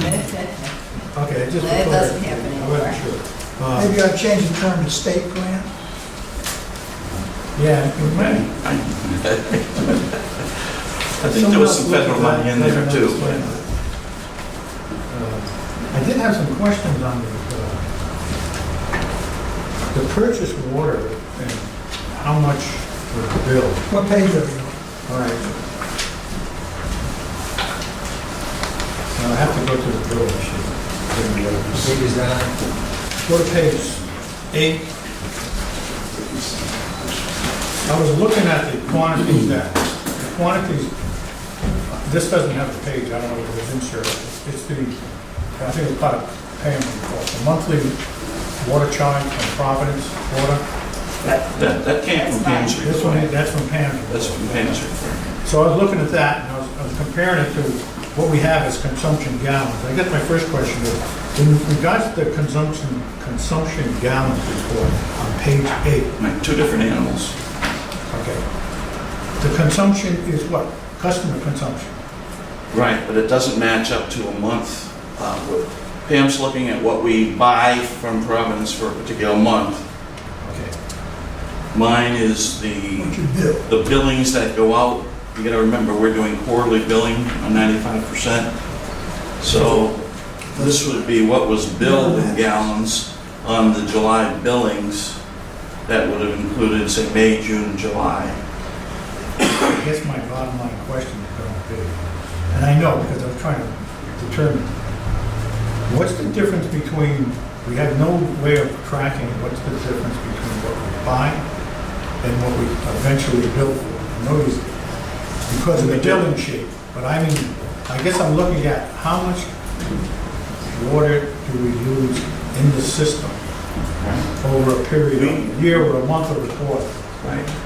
Is there any way of It's not tracking? done, we do, I mean, the operations department calculates and report to the state what's called unused, basically unused water. And I think the state average is like 15%, something like that. I know some of it's used, We we do do it. flushing, we do things like that, but is there any way of knowing what the system may be, what requirements And are? this will go into this next project, is the issue. It's impossible to get a snapshot of the first of the month. If Providence reads their meter, if we buy it from Providence on the first of the month, and then they bill us from the 1st to the 29th, to be able to tell exactly what we move to our customers during that, we don't have that ability. So the state level, it's annualized over a 12-month period, and there are some averages and estimates made because we don't have that ability. Providence does not bill on the calendar month. Some months are as short as 23 days or as long as 37 days, depending how their cycle is. So it's, if you really have to look at the whole year in perspective than a month by month. I noticed that because some of the numbers are way off. But you receive a lot less, but you have to bill more for that month, so I understand there's variation. But I was just trying to get an idea of whether we have any way of tracking the amount that we cannot bill customers. I mean, the standard, I think, is 15%. Well, it's 10%, the limit is 10%, is what they said is the goal for each water system to hit. And the more accurate you can pin the data down, the more accurate that can be, because not a count, it's an average of averages calculation. I believe this year we was out 9% reported. Like 9.5 or something. Yeah. But again, a lot of goes into that is estimating. We can't really say exactly. You got flushing, you got fire department use, so a lot of that is estimated when we do that, how much we use. Any other questions, Ray? I did have, but I don't want to move you on. It wasn't that, you can bear with me, there was Yep, something. take your time. Well, okay, on page 5, on the interest expense, other, way down on the bottom where it says line item 9215, there was a dramatic change there from March, July 16th to March, July 2015. Which account you looking at? Okay, account number 90215. Bottom page. Oh, interest expense other. My question is, how come there was such a dramatic increase? Okay, I believe, I'll have to look it up, but we had a kind of non-recurring issue on, I'll have to look up what it was, I forget off the top of my head that it was once. I think it was, I think it might have been part of the state audit on, when they audited, the way to make an adjustment was the state on tax, which is like interest. You find out, just I can let you know. send me a note, okay? Because it Yeah, but I sticks believe out that's just what it like was. 956% over what I had before. They came in and audited it all to make sure we were charging the proper tax to the proper people. And make sure commercial or whoever would pay some of the taxes, sales tax. And if they find anything that we haven't charged or whatever, they make an adjustment. And it was a very minimal adjustment, and they looked at it 5 years. So it's really, it was interest, it might have fallen in that interest category that we owed them. So it wasn't, I can let you know. I'll give you the detail. Okay. Is that it, or you had something else? Nothing. Okay, thank you. All right, let's move on to the presentation on water meters.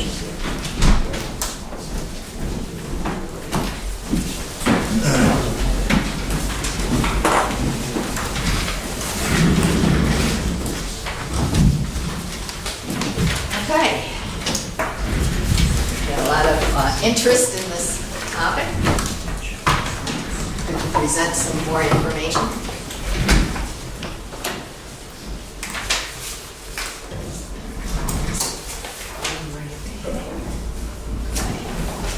Smart meter project.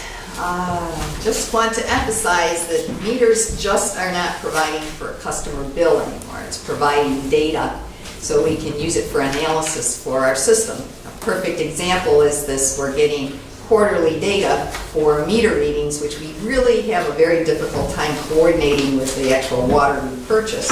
And we have a hard time determining where the water is actually going in the system. When you get into a monthly data collection that includes daily and hourly readings, you can get a really good picture of what's happening in the system. Now you can use that data to plug into our asset management and especially our capital plan. In the long term, we're looking at replacing water mains to the tune of about $250 a foot. That becomes a lot of money when you're talking thousands and thousands of feet of water main. We've been hitting the easy fruit right now as far as the ones we know are in really bad shape. But coming down the road in the future, we want to make sure we're investing the money where it's most appropriate. And by getting this information, we can determine where we have areas of constrictions in the system, where there's low pressure issues, where there might be valving problems, where we might need to put in a larger water main to take care of the situation in the system. We can look at sections of the system, individual sections. We can look at larger sections, and it will just help us manage the entire system better. So the overall proposal is to replace all of our meters in the system with smart meters. The first year is to replace all of our trace meters and our large meters, which are way overdue for replacement. Then in the remaining years, to replace the rest of the system. We've included staff time to use overtime and on weekends, and some as they can do it during the day. It would take about $800 per year with the existing staff. So we're looking for a professional installer to replace the balance. We started this whole project based on the fact, first of all, we're very frustrated with the lack of data. But secondly, we have 6,000 trace meters in the system which have to be replaced very, very shortly. They are failing. We've been replacing them with the Orion system meters. And it's time to look at, is this really what we want to go with for the future? Because the Orion system is essentially the old system we've been using, taking 1 point of a reading and then trying to use that for system information. It really isn't working very well. We need something that more aligned with a smart meter that's going to actually collect data. Can I just ask a question, because in the presentation that we have a copy of, you made a point about automatic meter reading, AMR, versus advanced metering infrastructure, AMI. And you indicated that in this bid that you specified AMR, which could be convertible to AMI, presumably in the future. That's correct. I'm sorry I rearranged the slides slightly because I thought it'd flow better, but I will be getting to that too. But that was part of the purpose. So meanwhile, then we have the remaining 11,500 Orion Badger meters. We actually met with Badger to see how we could go forward with replacing those in the long term. The trace meters are not Badger meters, they're made by... They're Badger, but they're a different version. An earlier generation. An earlier generation, which is no longer supported, and you can't replace them with that. You have to replace it with a different meter. The batteries are failing, and once the batteries fail, they have to be replaced. We stop getting readings, and they're definitely, the meters themselves are past their lifetime. And why is cellular technology not optimum for us? Because what I read in here made no sense to me. There is a response to that. I saw that it didn't make any logical sense to me. Okay, I also would like to introduce Mike Warner. He's with Wesson and Sampson. Mike has done a lot of the research for us. We hired him to help us with this whole program. He helped set up the interviews and the bid process, and then did a review of the bids. We did do a very fairly thorough review of the cellular. There's a lot of issues with the cellular that we don't see are really helpful in the long run, or would benefit us in the long run. Well, you cited a white paper published in 2013, and then talked about websites that Verizon has announced it's planning to shut down its 2G network. None of that made sense to me in English about what is the issue with using cellular technology. So I'd like a coherent explanation of that. Mike, do you want to address that? I can if you like, but It said Badger stated that its current Orion uses 3G, which is what most cellular providers use today. We would have concerns about a system utilizing a technology that could be phased out prior to the end of the meter equipment's useful life. So am I correct that cell technology is typically backwards compatible as well as forwards compatible? So people are migrating today from 3G to 4G, right? Yes. Okay. So why is cellular technology not applicable for Bristol County? So these different cell carriers from, what I gather in this white paper, is that they are phasing out their older technologies. So They're phasing out what? their older technologies, the Right. 2G technology. Correct. And the current cellular system is using using the technology that is purported to be phased out between the years 2019 to 2021. in other words, the Badger meters are being built for 3G technology. And they're not easily, you can't upgrade them to the 4G. But that's Even one though of the my issues. phone can work on 3G or 4G, Badger technology can't work on 3G or 4G, is that what you're saying? That's correct. Or 5G? That's at present time, that's correct. Okay. And there's also an issue, Are we certain of that? I thought we did, Rick. Yeah, We were pretty I mean, sure. They presented it as a 3G technology. Well, this is a 3G technology, but it works on 4G. So have we specifically asked the question, or did we just make an assumption?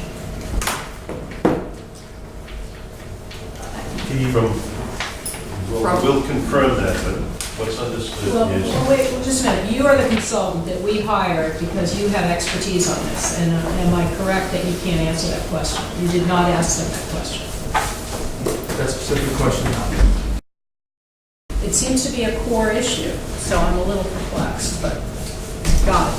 Well, it's part of the issue. The also problem with the cellular is the fact that the cost is very high to go with, you're paying per individual customer for a cell report, and every time you query that, you're paying a fee to the cellular company for that. And the fact that it's a 10-year system, and then within 10 years, the whole entire system has to be replaced at the same time. It's set up and you have to sign a 10-year contract for this, and you prepay for Are you talking about the cellular meters or the technology. cell? It's all one unit. So you're looking at integrating the meters with the cellular technology. There's a lot more background to what we've investigated than we have actually presented. But the cellular system, we were not interested in pursuing for a number of reasons. And so what technology is being used to read the meters in lieu of cell? It's essentially a radio system that has sets up with transmitters, and you have a receiver that you go through the system. And the trade-offs for radio versus cell in terms of distance or clarity of signal or reliability? The radios are much more reliable, and these signals are much stronger, plus you do a variety of frequencies that it phases through. You buy the equipment once, and there's no longer any fees for it. So it's a much more economical system in the long term. The cellular option doesn't allow us to control the data. What would happen is that cellular information we put back to Verizon or whichever carrier is collecting it, get transferred back to Badger. They would host, we would have to pay them to host the data. We wouldn't control it in-house. No, I understand the difference There'd be a reasonable annual cost to that, and then we would wait to get that data downloaded back to us. But radio, we would control the data, we'd be able to retrieve it, we'd have hands-on control on it all the time. Because what I would expect to see in any kind of a corporate environment is here are the facts, here's what the cost of cellular is, here is the hosting, here's the continuing cost, here's the cost of radio, and this is why we made the decision. I would not expect to have to plow through, pages and pages and pages of lots of adjectives. I would expect to see a cost-benefit analysis of the different alternatives, and I wouldn't expect to see supposition about a company being sold or not being sold. So I'm just really concerned about the kind of logic that went into this. And I can understand that, and in the detail, you said the details, the cellular option is brand new. There is maybe a beta site being run up. So when we met with Badger and came in the presentation is that we would prepay per site. In your house, you have a water meter, $1 to $3 a month would be the cost in that range. And we would then prepay for the next product that would come out in 11 years to replace it because it would be obsolete, because the communication carriers will not enter into a contract with the meter companies for any longer than that. So now you have a 10-year contract for that technology that the meter is supposed to last for 20 years. So if we build it together, at the 11th year, if the communication companies change from 3G to 4G to 5G and don't support it backwards, we as a government entity can only enter into a 3-year contract. So this plays into it because we become held hostage by the company that we have the meter and the equipment on, because if in year 4, 5, and 6, they say, well, our fee to cover your data now jumps up from $6,000 a month to $25,000. We have no options. We have stranded a few $1 million in capital equipment out there. So we lose that control, and we don't have the ability to enter into a long-term contract. So that was, and there is no other bids to compare to on cellular because it is brand new.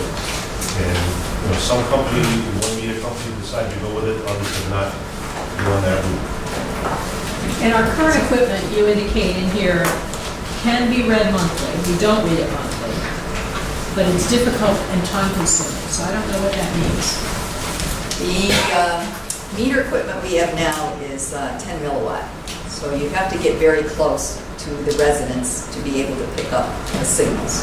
So it's a very slow process, takes a long period of time, which is why we read quarterly. We read different sections on different dates, and it takes a long period of time.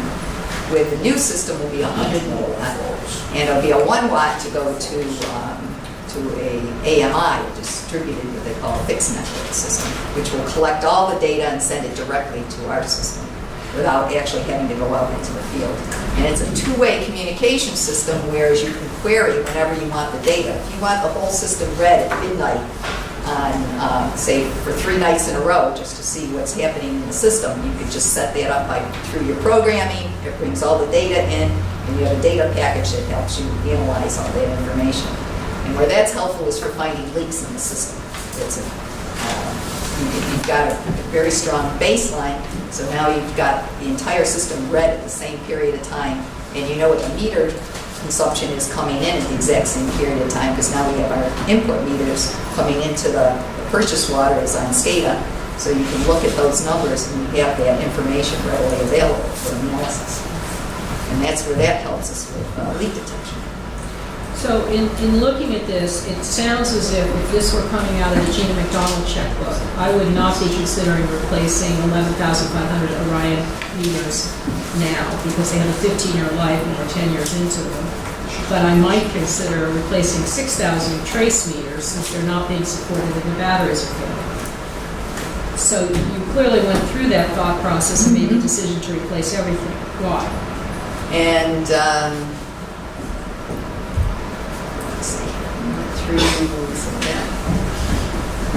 well, by 2018, when we would start recommending replacing the Orions, they're going to be about 10 years old with a 15-year life expectancy.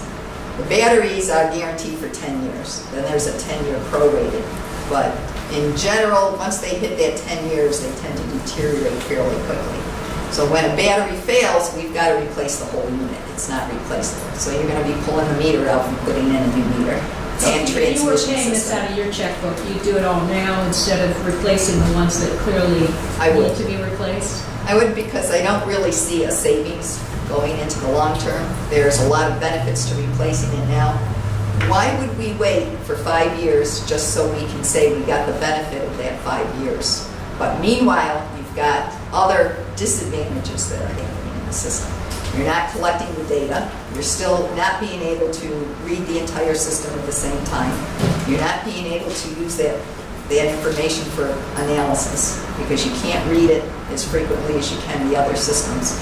Those batteries are failing. You're going to be replacing them piecemeal throughout the system as you move along. That's what I'm talking about with the cost-benefit analysis, which I have not seen in any of this voluminous paperwork. You brought up some issues that I have, a list of issues. One of the things I wanted to ask you about, Pam, in your previous slide, at the bottom of the slide, there was something about the Orion Badger meters. It says contain brass alloy with lead above new EPA limits.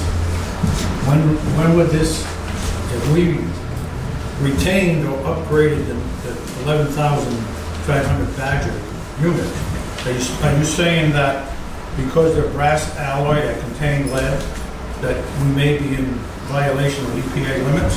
We're not in violation as long as you don't touch the meter. Once you take the meter out of service, you can no longer put it back in service. It has to be removed and disposed of.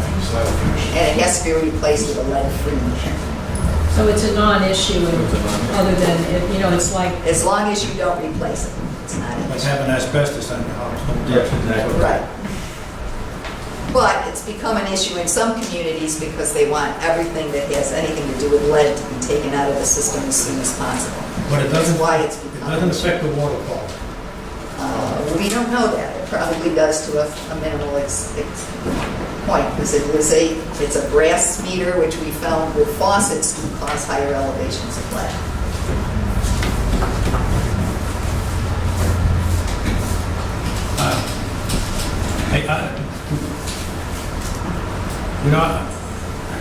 If I may. Go ahead. Or do you want to see the presentation and then raise your question? Maybe Well- some things will be responded or Well, I don't answered. think these things will be. Okay. Because they're really concerns that I have, as some of the other directors have. I'll be honest with you, I wasn't really too impressed with the consultant's report. I think it lacked some issues, and if I may, please bear with me. The report, it mentioned like that multiple exceptions were taken by Badger to the terms and conditions in the RFP, but they did not list any of those, so they kind of left an open question. They noted Badger's lack of storing of the first year's equipment, if needed, but no reason why that might be such a negative. It stated that first-time reprogramming of the Badger RF modules only had a 98% success rate. What might the cost be for reprogramming the 2%? I guess what it's getting down to, and then there was something else about life cost cycle difference, but there was no explanation.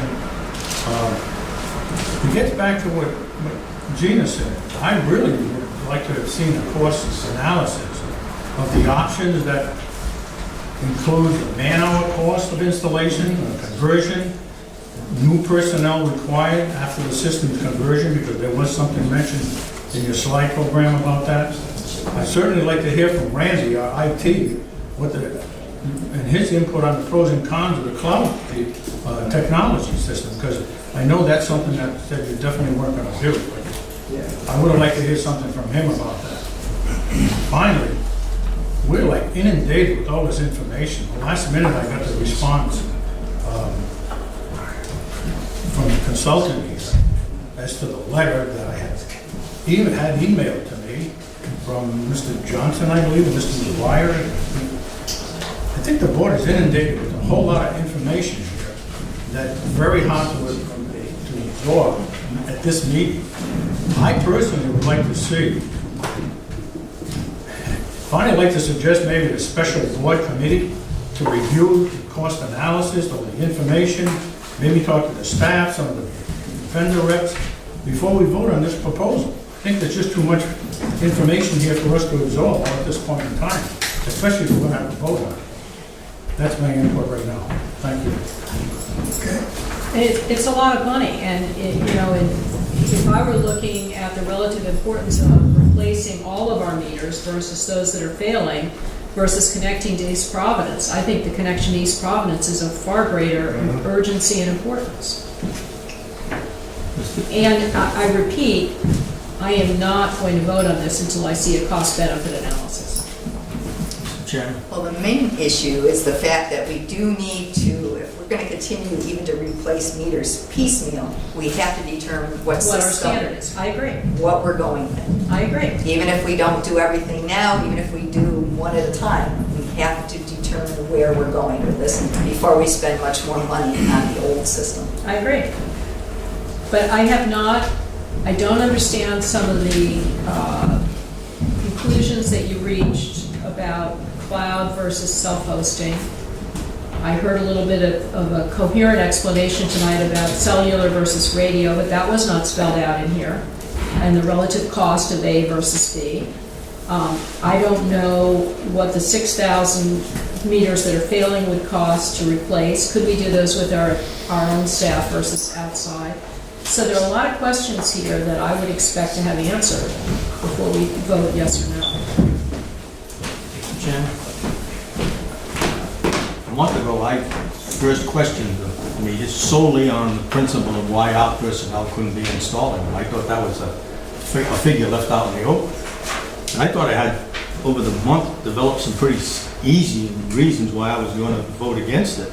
All this extra paperwork and all this defensive explanation of why we should do it got me completely confused. And I agree with Gina. I think the money could be used much better somewhere else, either to the East Providence line or put it towards helping those people in the northeast portion of Bristol. We've been promising for years we'd help with their pressure problems. Do something like that rather than just go out and get meters.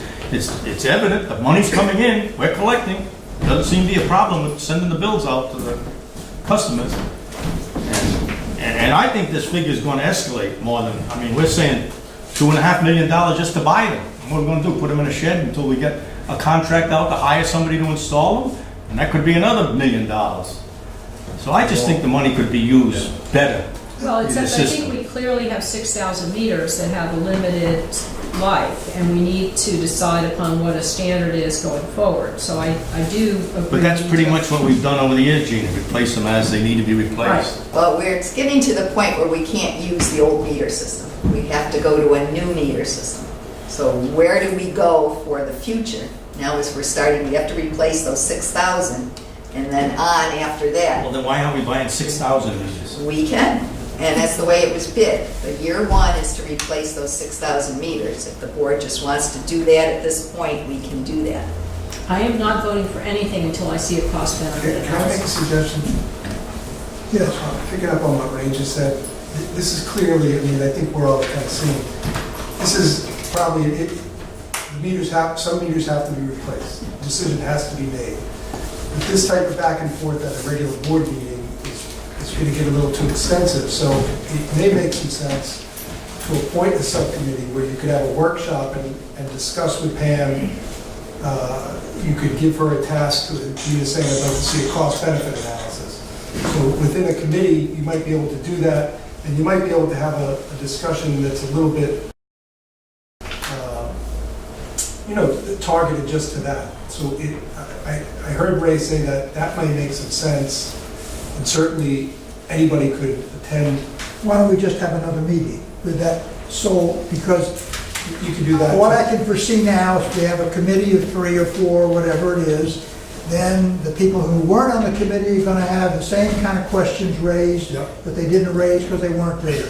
So we'll just schedule another meeting with a single agenda item, and we'll pull together, I've made some notes of things that people have said, if you give me a copy of your information, and we ought to be able to have staff pull together all the bits and pieces so that we can have a single agenda meeting, and if you can attend, you attend. We'll do a doodle, so we find out, we'll pick the time when most people can be there, and we'll have a meeting and discuss this. You may want to Makes a send lot our more sense. thoughts or ideas to you so they can get on the list. Send them to, not to me, send them to Sid. Okay. We'll make sure that everybody's points get the staff so that we can have it all. The first thing we'll do is we'll set up Doodle, for those who don't know, is a mechanism for people, multiple people to decide who can come to a meeting, what's the most advantageous time that they can attend.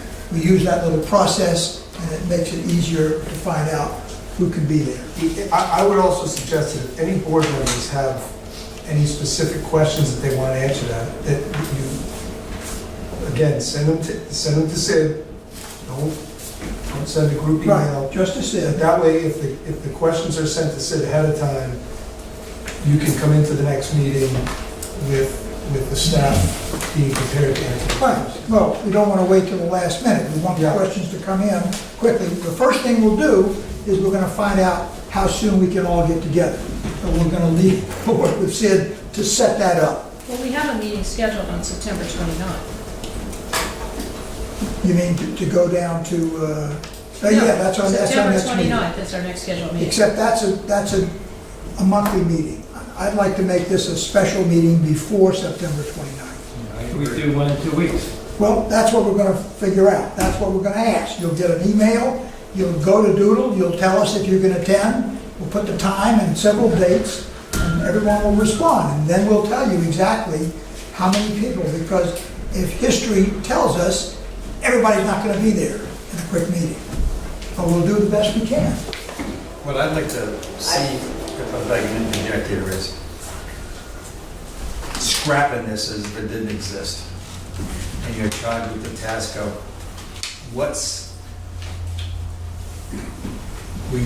what meters, how are you going to attack the meters for the greatest urgency? Focus on that. And also provide us, okay, if we do this, when we do this, we spend this money, this will leave the 11,000, is that the right, that we're not going to replace? Okay. When do we do them? How do we get to them? What's the cost benefit analysis of not doing them while we're doing this here? It all comes down to, we're thinking the same thing, as what money are we going to spend? How are we going to spend it? What are we going to spend it on? And when are we going to spend it? What happens if we don't? Correct, exactly right. Well, I think that cost ought to include the comparison between our people installing or an outside I contractor. agree. I'm with you that what's it going to take? Should we hire people union people for 3 or 4 years and say we don't need you anymore? Probably not. But in the long run, hire people, do we have enough trained staff to do that? Putting something else on site? Can we bring us some people on board? We have some retirees already taking place, some in the future. Can you juggle around, I think you've made it clear that the employees are multifaceted. You know, they're hands-on, they can do more than one task, which makes them certainly advantageous and lucky to have them here. So I think you're charged with the task of scrapping this, and it's all about money, cost analysis, and who can do it, and what the projection is. It's going to take us, 3 or 4 years to do this 6,000. Where are we going to be in 2020 with basically 40% of the meters replaced? That's what we're looking for, correct? So you have a comment? I'm sorry, Actually, the board is Absolutely. dealing, nobody is talking about this from the audience. So you can put your hand down, I'm not going to follow. Well, I think you might want to hear what I have to say. No, this is not a No, I public don't. hearing now. I don't want to hear what And that the is. input was the time. That's when I, Okay, well, I'm just saying, excuse me, no, excuse me, sir. So I'm trying to. Excuse me, sir, Yeah. please, Okay. please. I'm an IT Please professional, sit down. and I understand, but you're also going to be looking at people that are going to be Please. using this information that need to be paid more. Please. While you get rid of meter readers. Please let There's us, cost analysis that needs to be brought to the board for that please also. let us deal with this. Yeah. Thank you. We may have a couple bids coming up in a couple weeks, so it might be good to tie it into that, because those shouldn't take care of anything. So just if we're gonna have a meeting mid-month, Okay, so So that let's- may work out.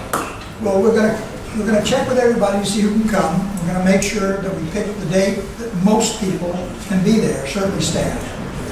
I think the first thing, those of us who have questions or looking for information, get that to Sid ASAP. You get, the staff gets to work on it, and then when we have the meeting, everything's in place. Rather than wait to set the meeting and then get the ball rolling as, okay, we have a meeting for September 15th, what are we gonna do? Okay? We just need 5, minimum 5 to attend, or no? No, You need 6 for a Six- vote, but six for a whoever vote. wants to attend, if you're gonna just make it an informational meeting. You would need, for this, because it's over the limit, you would need 6, one Yeah. from each town, but I think that it's gonna be an open meeting. the so- goal is to have all the directors there, that, as many as possible. The goal is to, I think we've heard what some of the concerns are. We're going to get questions to Sid. So the purpose of the meeting will really be to just have a single purpose meeting to really talk about this and with questions ahead of time, so that everyone has a fair shake, so that Pam can know ahead of time what you're looking for, you can know what you're looking for, that information can be prepared. That would be the purpose of the meeting. I suppose if we wanted to take a vote, we could, but I don't think that's anticipated in this topic. Right, so what I'm getting at, to have that meeting, we would just need 5. Oh, yeah, you should get a quorum. Okay, that's, all I'm saying is that if there's, Well, we're gonna see the results. When you plug in to do it, you see Correct. how many people can show up. Correct. And we'll make a decision based on what the response is. All right? So we'll hold this until that time. We'll move forward. Emergency interconnect, number 8.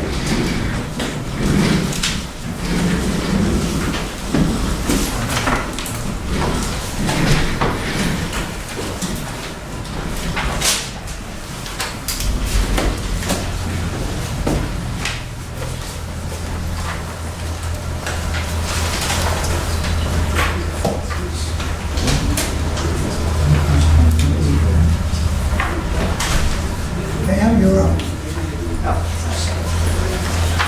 The EWSB board members, was that just a typo? Yes. Okay, I figured as much.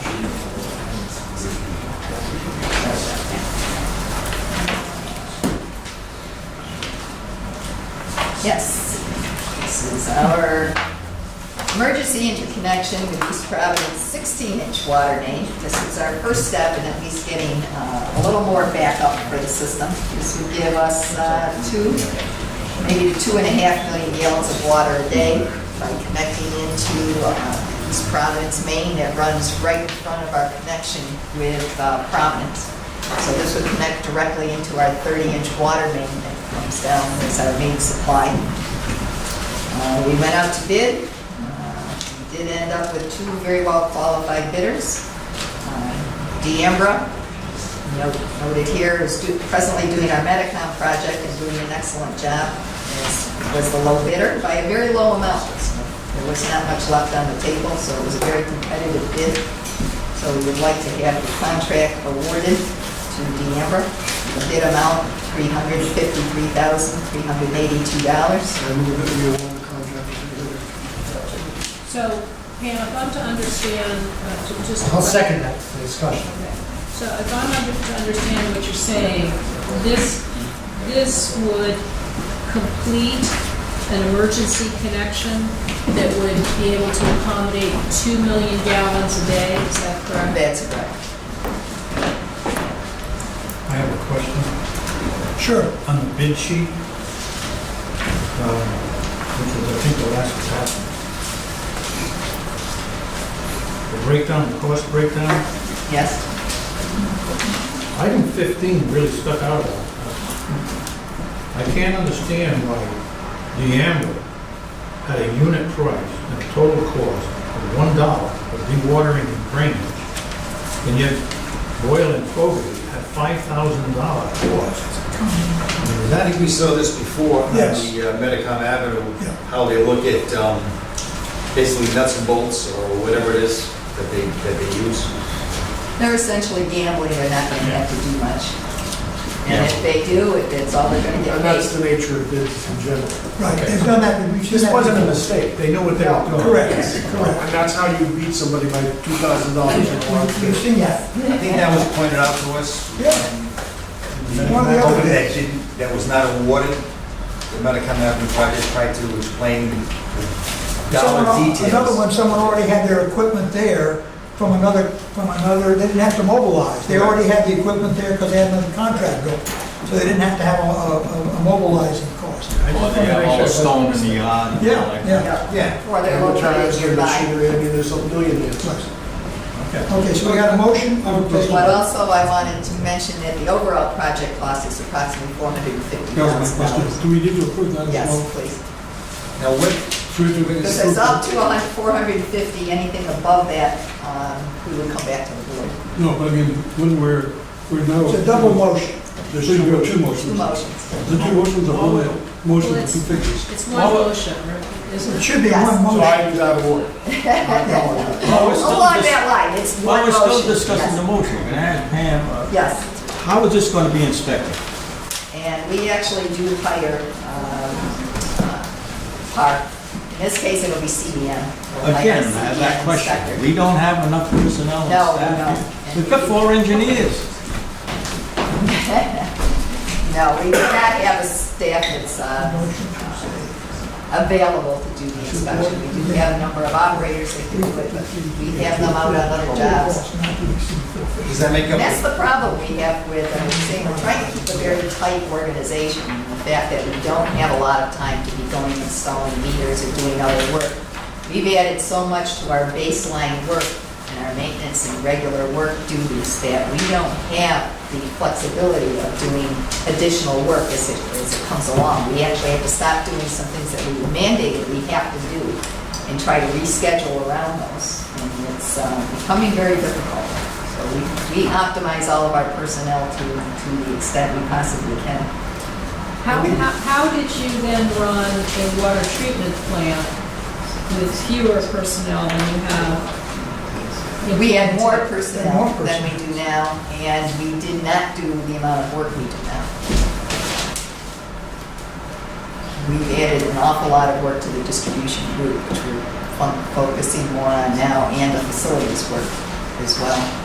What does that mean, those facilities work? The facilities, we have sort of an operations group with about 3 different departments that we sort of fluctuate between personnel, but the facilities maintains all of our facilities. They maintain the pump stations and the storage tanks. They do all the adjustments in the system. They collect the samples, do the analysis. Did that all have to be done before? It was minimally done before, let's put it that way. Now, the Before we go 450 further, excuse me, let's rework. the I need motion. to make an amendment to my We're just motion. fixing restating the motion. I want to move that we award the Neanderthal Construction Company a bid of $353,382 with a total estimated project amount not to exceed $450,000. Second. I think that solves the problem as Yes, far as thank you're you. concerned. All right, further discussion. The 450, is that taking the inspectors? Is that what- Yes, Yes. yes. Okay, I just wanted to make sure. And the police, And the police, okay. which are becoming a large percentage of our project. What's the contingency? Says and the contingency. And we generally add about approximately a 20% contingency for things they find as they get into Yeah, that's the ground. standard. Yeah, I know. There's usually something, 20% of the 350. correct. And you come to us if you need that additional funds. Correct. Okay, are we ready to vote? Or any other discussion? All those in favor, raise your hand. It is unanimous.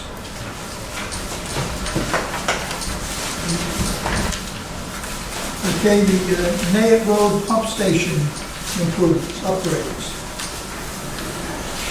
Yes, this is part of two major projects, actually. Last year, we did issue a study to look at the Nayett Road Pump Station. It's now 18, 19 years old. Generally, the equipment starts needing to be replaced by that point in time. We've had some problems with the control valve being especially inaccessible to that controls the total flow into Barrington system. We have to run our pumps all the time. There's a bypass was never really set up so we could control that. So there are times we don't need to run the pumps. We'd like to run by gravity. And we also have electrical issues. We have variable frequency drives that no longer work. And we have also our, what they call it's actually a pressure interruption system for pressure waves in the system that actually no longer works either, which can cause damage to pipes when you have a pressure wave going through the system. So we're looking at the first phase of this project is to replace the valve to the Barrington system and also to do the bypass in the station. The second phase, which is out to bid right now, but you're not being asked to vote on, will be the variable frequency drives and the pressure controls. So at this point in time, we'd like to award the bid for the Night Road Pump Station. And that is for $406,000 for Hart Engineering Corporation. So moved. I'll second it. Does this carry an additional amount for inspectors or police or other contingency? We haven't at this time. So we haven't estimated on how much it's going to be needed for this. We don't think it's going to be very much. We don't need police. Inspection services will be fairly minimal. Okay. So we would, we're taking a closer look into that once we talk to the engineer. Fair enough. George, you have a question? I just have a general comment, and like everybody else here, I read through every page. I'm a pretty quick reader, but it took a lot of time. But when I look at something like this, I wonder if there might be, I might suggest there is, in my opinion, a more efficient way to present this to the record, at least to me. I can't speak for anybody else. Because, we have the letter coming, this might tie in with number 12 below, and every time I read one of these letters, I'm really going back and forth trying to match things up between the different bids. So, from my perspective, if there were some type of form these engineering firms could do, it would be like a checklist too. In other words, Instead of a free-form letter. yeah, so then we could just go down the checklist, because here, I don't even know if the engineering firm checked everything that should have been checked, because I don't even know what would be on the checklist. But if we had that form, then I could pick up that form and go down and see what's what and see what they recommend. It would be much easier in terms of getting the information quickly to everybody. It would be much easier to make a decision off that information, and would have things like contingencies too, because, I wasn't aware of that. So, if the form were thought out and given to the engineering firms, then they could come back with information on that form. We can make sure everything's been checked off, and that would give me a greater feeling of ease and whatnot from a professional standpoint. And I think you'll all be able to make better decisions. Well, I agree with you, because it's also a check and balance, where if our staff prepare the form, and it would have things like police detail, contingency percentage, et cetera. Yeah, whether And it's, then if the it's not engineering required. firm says they recommend a contingency, and our staff says no, then we know what we can focus on. And just to go, I'm a very quantitative person, so I'm very quick with numbers. And I had a lot of concerns about the meters too. And there was nothing like that. It was all over the place. And that's what I heard from everybody tonight. So I think, from a management efficiency point of view, we can do a better job. I really do. I don't know if this is under documentation or what, but I think it would make us more professional. It's interesting, because we usually have a comment about needing more information.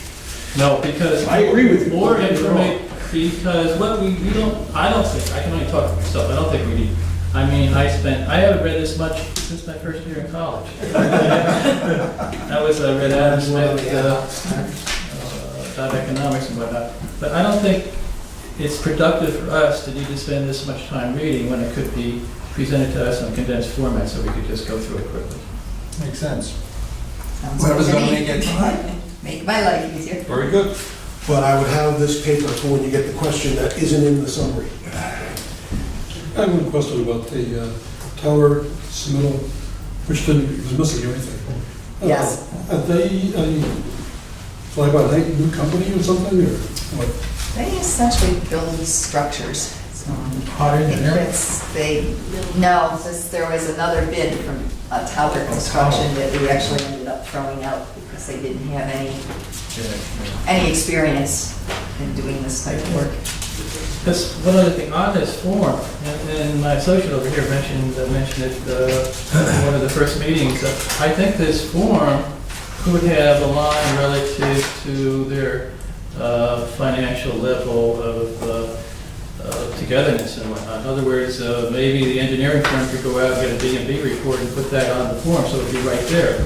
That way we wouldn't miss on understanding what the financial quality of the company is that we're going to deal with. And I think that should be done in every bid, because things change quickly, and it's just important to know whether or not a company is financially stable. I think it's done. I think every bid is reviewed by staff, and that's why they're there. They solicit the bids, they get the bids, they review them, and they make a recommendation to us. They farm it out to pair engineering to review the bid. I don't think the staff reviewed the bid, according to what we saw. But no matter what, no matter how it's done, that should be documented. And it could be on the form, or it could be done a different way, but I haven't seen it really presented in any form, except there's some information here. Why don't we, for next month, put an item on the agenda so that we can have a form, a draft form that everyone can take a look at. And that way, we can see if we need any modifications, if anything is missing, and staff can hone that in, and we'll have a one set to go. And maybe even the forms to these engineering firms, might ask them to deal with some type of cost analysis too, if that were important to the process. Meanwhile, we have back to our item on the motion, unless you want to disregard it. What are you going to do? We have a $406,000 motion. And a second. It's been seconded. Any further discussion? All those in favor, raise your hand. And again, it's unanimous.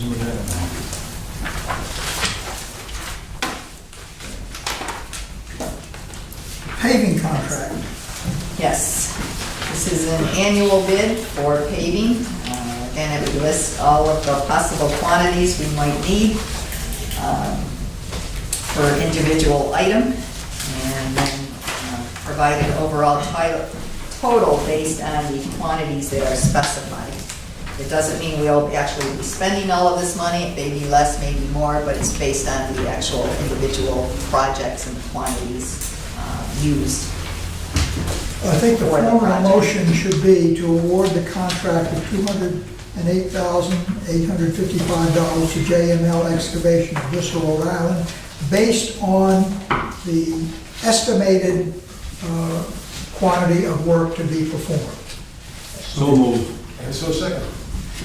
And I just would like to point out that it indicated that there was a non-qualifying bid, but not why it was non-qualifying. They put in the wrong numbers, and they admitted that they did that. Okay. Well, Just want to back up one point. Yes. And I didn't want to belabor the point with tower construction, where it seemed like we had a lot of information there as to why the bid wasn't acceptable, yet on this one, non-qualifying. So maybe, do we have to list, can we just say we had one qualified bid, or do we have to list who else bid, but we had to throw them out? And do we have to give an explanation of why they're unsuitable? I mean, you can ask for an explanation, you don't necessarily need to. Some of this is trust the staff. Right. I'm saying, but for our sake, I mean, I've seen it too. People complain that their bids weren't picked. Do we have a responsibility to ask? Ask Pam why they didn't? Yes. I mean, if you want. You can, right? You can. I know we can. No, you don't have to. I don't think we have a responsibility. That was my question. All right, any other questions about this motion on the floor? You ready to vote? All those in favor, raise your hand. Again, it's unanimous. Next item is the customer RFP, customer payment portal. Yes, this has gotten extensive research by our customer service department. Trying to match apples and oranges, and actually ended up going back to each of the individual systems, had to go through their bids very carefully, and we came up with a final proposal. We're recommending that the customer payment portal be awarded to Webster Bank. It's the best interest to BCWA. In the letter from Joe Granata, he listed some reasons why that works. It's actually the lower cost overall to our customers and to the BCWA. We are using Webster Bank presently for our operations funds. And by keeping some of our funds at a certain level, we will get a certain amount of discount that can be applied to our customer portal. They have, we work with us very closely with setting up the ACH program, which is an e-check program where customers can pay from their checking account. We had talked before with the board about assuming those fees, which is one of the issues we really took a good look at, is what those would be and what they would cost the board versus passing on the credit card payment fees to the customer. And this is what we're essentially recommending. So it's less than $4. Less than $4 for any transaction amount. A number of the banks would increase would go by a percentage increase, which would significantly increase the amount of What is charge. our average payment by the customer? The average is $195. So this would be approximately half of what it would be if we used the percentage list. Correct. That's 4 times a year. Correct. It's Or still, 12 times if we go monthly billing. most Well, then the credit bill cards are going to be in will the 3% range, 10% either way of that. So 3% of 195 is approximately $6, and this would be $4, so it would be 66% of what it would be. Right, but if the bill gets cut, If it's down to Well, a even if it's down monthly, then we renegotiate the whole ballgame. well, Is there a problem with that, Pen, when negotiating if we go to monthly billing? No. and was what one is the thing they would ACH fee that they're charging per transaction? 55 cents. That's the 55 cents? Yes, Have you worked them over on that fee? I have. I asked for less than final from everyone. Because it's really of no cost to them. And it's a high cost. The cost involved is that they have to recover the cost of setting up the portal and maintaining the portal because we were to be doing it for them. Any other questions? Ready to vote? Do we have a motion? Well, No. I'd like, Go ahead. I'll make a motion to approve this with the understanding that the $3.95 credit card fee is subject to renegotiation with the provider, at which time, at some future time, when we issue monthly bills, because at that point, it's a ridiculously high amount. So I I'll second will that. approve that with that You got proviso. that motion? Okay. Any further discussion? All those ready to vote, raise your hand. Thank you. Is it unanimous? It is unanimous. Engineering services. This one you don't have a report. Actually, we don't have anything at this time. We haven't really had much time to review them. So hopefully by the September meeting, we will have some to present. Okay, so nothing happened there. The task order for the Swansea Dam removal. Yes, we've been talking about the Swansea Dam for a while now. We've done a couple of studies. We were hoping to be able to remove the dam in lieu of having to replace the dam. It's in fairly poor condition. It's an old 1800s dam. It's an earthen dam. As it turns out, it's still providing enough detention to prevent flooding in the lower area, which there was a new development built probably about 10, 15 years ago. In spite of That our was objection. heavily objected to by the water board. because it was built on either side of the stream that feeds our reservoir from Swansea, flows from Swansea to the Kickamuit. It is now listed as being polluted, because I believe it's on septic systems there. So if we were to ever use the Swansea Reservoir, we would have to build a pipeline to that reservoir now Why as don't we well. just donate this dam to the town of Swansea, since in their infinite wisdom, they permitted that? No, they're not stupid. Yeah. They really are. Nobody wants a dam. And Massachusetts law is nailing us for this. Yes.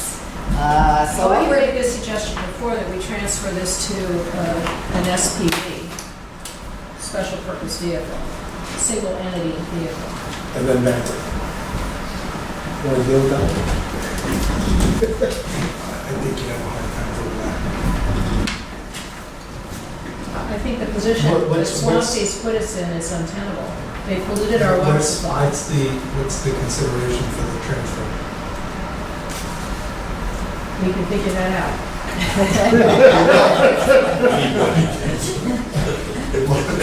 I mean, we're throwing good money after bad. You're absolutely right. That is And not Massachusetts is tightening the noose. because And we are in a very bad And we're spot. standing there saying, do it. Well,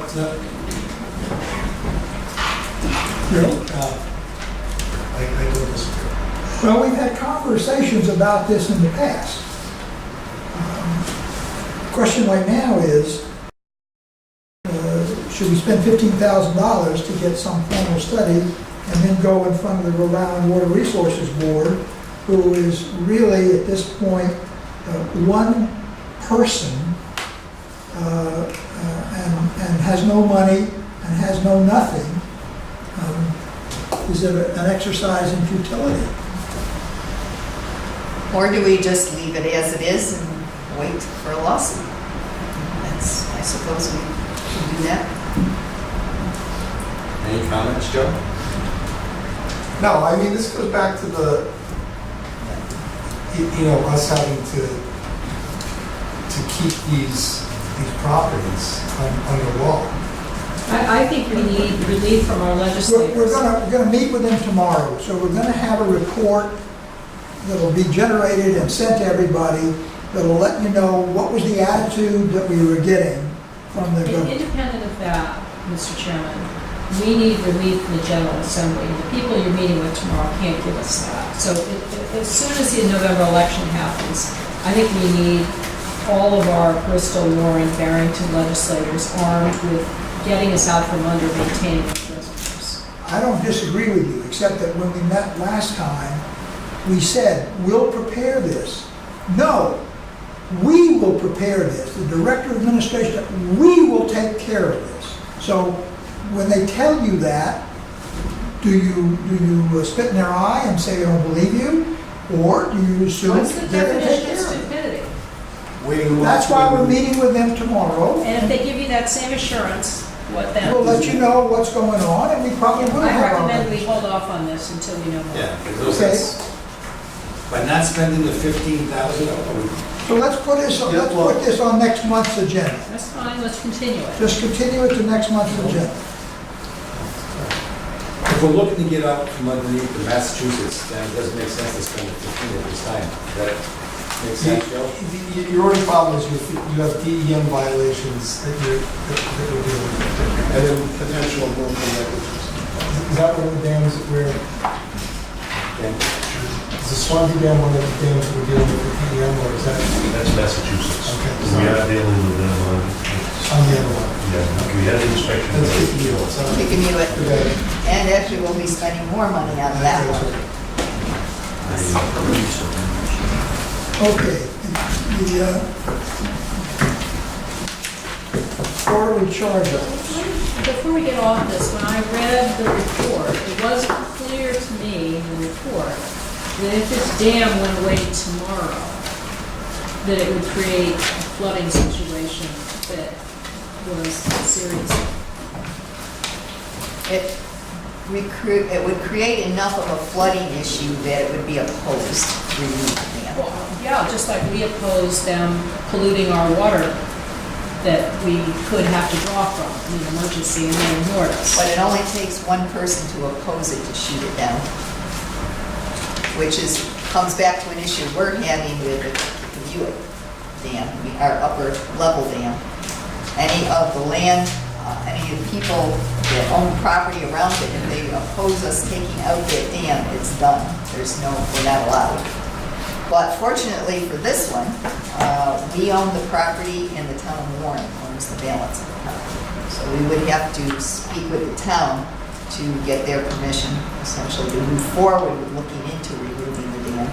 Now, this upper dam on Kickabuick was installed as a dike, not as a water supply, only in case to prevent salt water from moving upstream.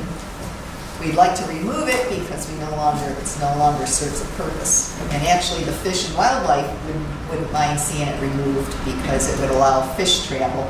And also save the Bay is supporting it because they see a saltwater pond developing up there eventually. Great. But meanwhile, the state owns the road and the culverts, which it would need to flow through, and the culverts need to be replaced. Like most things, it's more complicated than it Yeah. appears. And it's money the state would have to put up in order to do it. So you're gonna keep it on the agenda for next month? Yeah. Yes. Yeah. Quarterly charge-offs, it's there, it's information. I don't think we have to do anything to it. But we previously said that's the way to go. Before we do number 15, can we just take care of 16 and 17? Is there anything that's happened in the past that's been bounced? Anything new? I emailed the attorney for North Farm, she'd been on vacation and had not had a chance to talk to Okay, the so client. 6, Nothing, there's nothing on Warren paving, National Grid is really kind of carrying, yeah, Okay, National Grid. so nothing and nothing. Nothing and nothing. All right, so now the question is, at this time, do you want to go into this discussion of the updating the strategic plan? Or would you like to have, as we did several years ago when we initially adopted this, arrange for a Saturday meeting at which time we would sit down and go through the strategic plan, the update, any changes, the whole ballgame, like we went through that process originally? Well, I went through and made a number of comments on it. I heard from at least one person the comments were difficult to read because the plan was in Excel. It, in my view, should have been in Word or PowerPoint. Okay, and so maybe those are things that we should change. I'm just saying, would it make sense? Because I think if we start right now, we're going to spend a minimum of a half hour, maybe longer. Do you want to go at it now, or was this the kind of situation? I mean, things are still happening. It's a case of how we're reporting and looking at them. Do we want to deal with it tonight, or do you want to set up a special meeting like we've done in the past to deal with it? Tonight, we're already. I think so. I think we've had it tonight. So we'll arrange another time for I've that. had it. Okay? We'll arrange another. We kept it off for tonight, I put it, because you weren't here and you had made comments. So I said, we're not going to talk about it when you're not here. But I think in all due respect to what we've done tonight. I agree, nobody has the patience to do that tonight. So with that in mind, a motion to adjourn. So moved. Thank you.